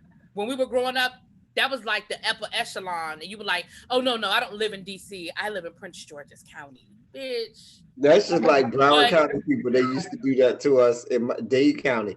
Broward County, for a lot of they used to be, oh, I'm from Broward County. I'm not from Miami-Dade County or Dade County. Okay, so are we doing Blood and Water tomorrow? Listen, I'm going to get off of here, but yeah, I was going to do it today, but I got sidetracked. Yeah, I can do it tomorrow. Terrence, when are you gonna start back with your? Have you given up on your retro? Listen, I've been doing so many other reviews. Charm School was the furthest from my mind. I am gonna do it though. I swear, I am gonna do it. A mess. Are we doing retros tomorrow? Yeah, because I'm actually getting ready to do. I already looked at it. I looked at A Different World and The Wire. I'm probably gonna do A Different World, but I can schedule it to upload tomorrow. But I'm still 2 episodes behind on different. The last. I'm 3 behind. I need to. Okay, well, go ahead and just do mine then. I'm not. You just go ahead, because I'll try and do like right now. I finished watching The Wire today, but I gotta watch it again because I might not do my Wire till Sunday. Sunday I'm off, so I might not do Different World in The Wire. Yeah, I have Blood and Water. I do want to do Blood and Water. Right. Listen, I do have to work some tomorrow, but right now, I actually feel sleepy. So the school might have names, but they obviously don't have grammar books. Because you put mains, the school have mains and not names. So they have names, but they don't have English classes. Okay, they don't have grammar books. Don't do my baby. Get your life in order. You know what though? But Ty, thank you though, because I really did not know that, because I have never heard anybody in New York refer to a middle school or elementary school by a name. It has always been now high schools. I've heard them called high schools, but I didn't know they had names. I really didn't. What? I learned something new. I didn't know they at the end of the name, they got a number behind it. So maybe they just what kind of lazy ass name is this? Boys and Girls High School? Of course. No. That's when you in juvenile hall. That's what Ty went to the high school. Juvenile hall. Name is that? No, that's the juvenile hall. That's the juvenile hall. Who the fuck else was going to the school other than Boys and Girls? You had the different. Listen, okay. So I would like to thank everyone for coming. That's Jude. I would like to thank everyone for coming this evening. Y'all have all been wonderful. Listen, we are now gearing up for G Status ATL Hustle. Hopefully they start on time. Right. And we don't have no whole bunch of bullshit from them. Really, B, did you mute yourself? The come up is over just about. So. You gotta unmute yourself, El Teddy. I can't unmute. Anything your heart desires, because you talking about ain't gonna be no mess. You wishing upon a star. I listen. I'm trying. I'm trying to be.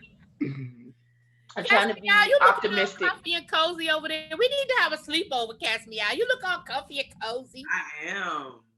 We're gonna have some caramel popcorn and watch scary movies and laugh at. I'm about to freeze in here. Yes, I would love. Hey, no, we need to plan out our we can plan out season 1 episode 6 Netflix party for Blood and Water. Blood and Water. And when we go to Camp Getaway, we can hang out. Absolutely. We can do what we want to do. We want to have a movie night. I want to do Camp Getaway, and then I want to cuss Niles out while I'm there. If he still got a goddamn job. And hello, God. All right, y'all. Let me get off of here. Now she acting like this her channel, and she want to eat. Right, she rushing us. She rushing us. Look at her. Like our last name, Putin. Look at her. When I tried to end it, y'all just kept talking. Like I had said, I had to mute y'all asses, but now she's like, okay, y'all, this the end. That takeover spirit. Look at her. Niggas. I want to thank all of the Justice Leagues, including Yes Bitch, for coming through for the get down. We appreciate everybody for 40 in the chat strong this whole 2.5, 3 hours that we've been on here. We love all of y'all. Thank y'all for coming, even though we had a whole stream of consciousness where we went from Chasing Dallas to They Killing Us to back to Chasing Dallas. Right. And make sure you all 40 of y'all are subscribed to all 7 of us. How about that? Yes, please, the church announcements. Please subscribe to the Just Us League. That would be Yes Bitch TV, Mr. Still Standing, The Cats Be Out, El Teddy 27 Official, Giving You the Real Tea, and of course, my sister with her fresh hairdo and her popping lipstick. That hair is laid, bitch. Really That hair is laid, honey. I see you for. I felt bad because somebody asked me how I kept my hair curly, and I was like, "Oh, this is a." I saw that, and I was laughing when I saw that. It's a way to, this is coming off as soon as these lights come off. Listen, this other eyelash, because I only got one on, because one fell off right at the start of this, and that's why I've been giving you very much Aaliyah one IT. Okay, where she at? That cockeye. Before she got it I'm not doing this with you. Before she got it fixed. Listen, hopefully they drop episode 3 of Legendary. I could He was doing the Music Soul Child, because you know Music Soul Child got that Wiley syndrome going on, where he got one eye that go one way and one eye that go the other. See how we go left. Please follow. I can't wait. I'll tell you. Please follow the Treasure Family. That is our mother, Spiller Boy TV. Hey, mama. El Teddy, Really Be. Our little brother, Jaded. Jaded Nerd has a second channel called Jaded Nerd is Live. Auntie El Lady Teddy B. and wait, I'm not done yet. El Teddy and Really Be have a second channel called The Teacher Project 2.0. Please make sure that you are subscribed to that. They are giving out very good resources and information. If you have any questions regarding anything teachery, please. Teachery. That's my word. Listen, let me have it. Please email them at theteacherproject2.0@gmail.com. Please follow my nephews. That is Foy the Artist, Discovering Des, It's Me D. I feel like there's somebody I'm missing. Hey, Foy Bay. I think that's it. Those are my 3 nephews. Please follow my auntie Lady Nika, who is giving you all the real information, keeping you updated on COVID and the injustices that are going on right now. Drag Race happened tonight. They did the finale. Yes. That's why I came out The finale happened tonight. I saw Ty on the Instagrams talk about taking a picture of the screen. I seen you. We seen you. Okay, so y'all look for reviews from all of us on all of the shows, on the Blood and Water, on the Retro Reviews, on Legendary, on is them children's coming this weekend? The Come Up Children, are they finna do something this weekend? Is it the last episode? Yeah. Is the season finale this weekend? All right, then maybe review. Hopefully I can get through it without cussing somebody, because last week I just cussed that one boy out and then I was like, I'm out. This is why people are not. Hopefully, we're gonna get Teddy to do one because he said he was over it. Oh, Yes Bitch TV said he will be on live to discuss the burning of America. He's going to discuss that old white lady at the Target stabbing people, stabbing the looters as they were coming out of Target in a wheelchair. And then somebody hit her in the face with a fire extinguisher, and all of a sudden she was like, Did y'all hear they Black said Power, that? because it was an old white lady in an electric wheelchair stabbing looters as they was coming out of her face. No, did y'all hear that they were saying that it was fire extinguisher? one of the cops that was setting fire to the buildings and blaming it on the looters in Minneapolis? Yes, I saw that. And they also have said that the man, Mr. George Floyd, did not die of strangulation.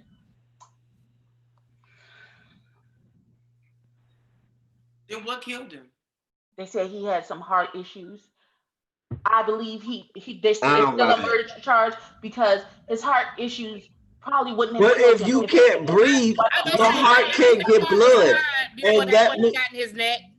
Heart palpitations ain't finna stop you from breathing. The man said he couldn't. But your heart and your lungs are directly connected, and if you cannot breathe, the heart could not get good, oxygen to the blood. Had people pressing down. He was putting That's what I'm saying. You can have a bad heart all day long, but I bet you that knee is what helped. If you look at the video, you can see the man. George's eyes was getting big, like he felt the life leaving him. Listen, because all right, I can't do this, y'all. Because I'll be angry and I'll fight a bitch. Listen, okay. All right, so we love every single one of y'all. Thank y'all for hanging out with us. God bless you. Good night. Bye.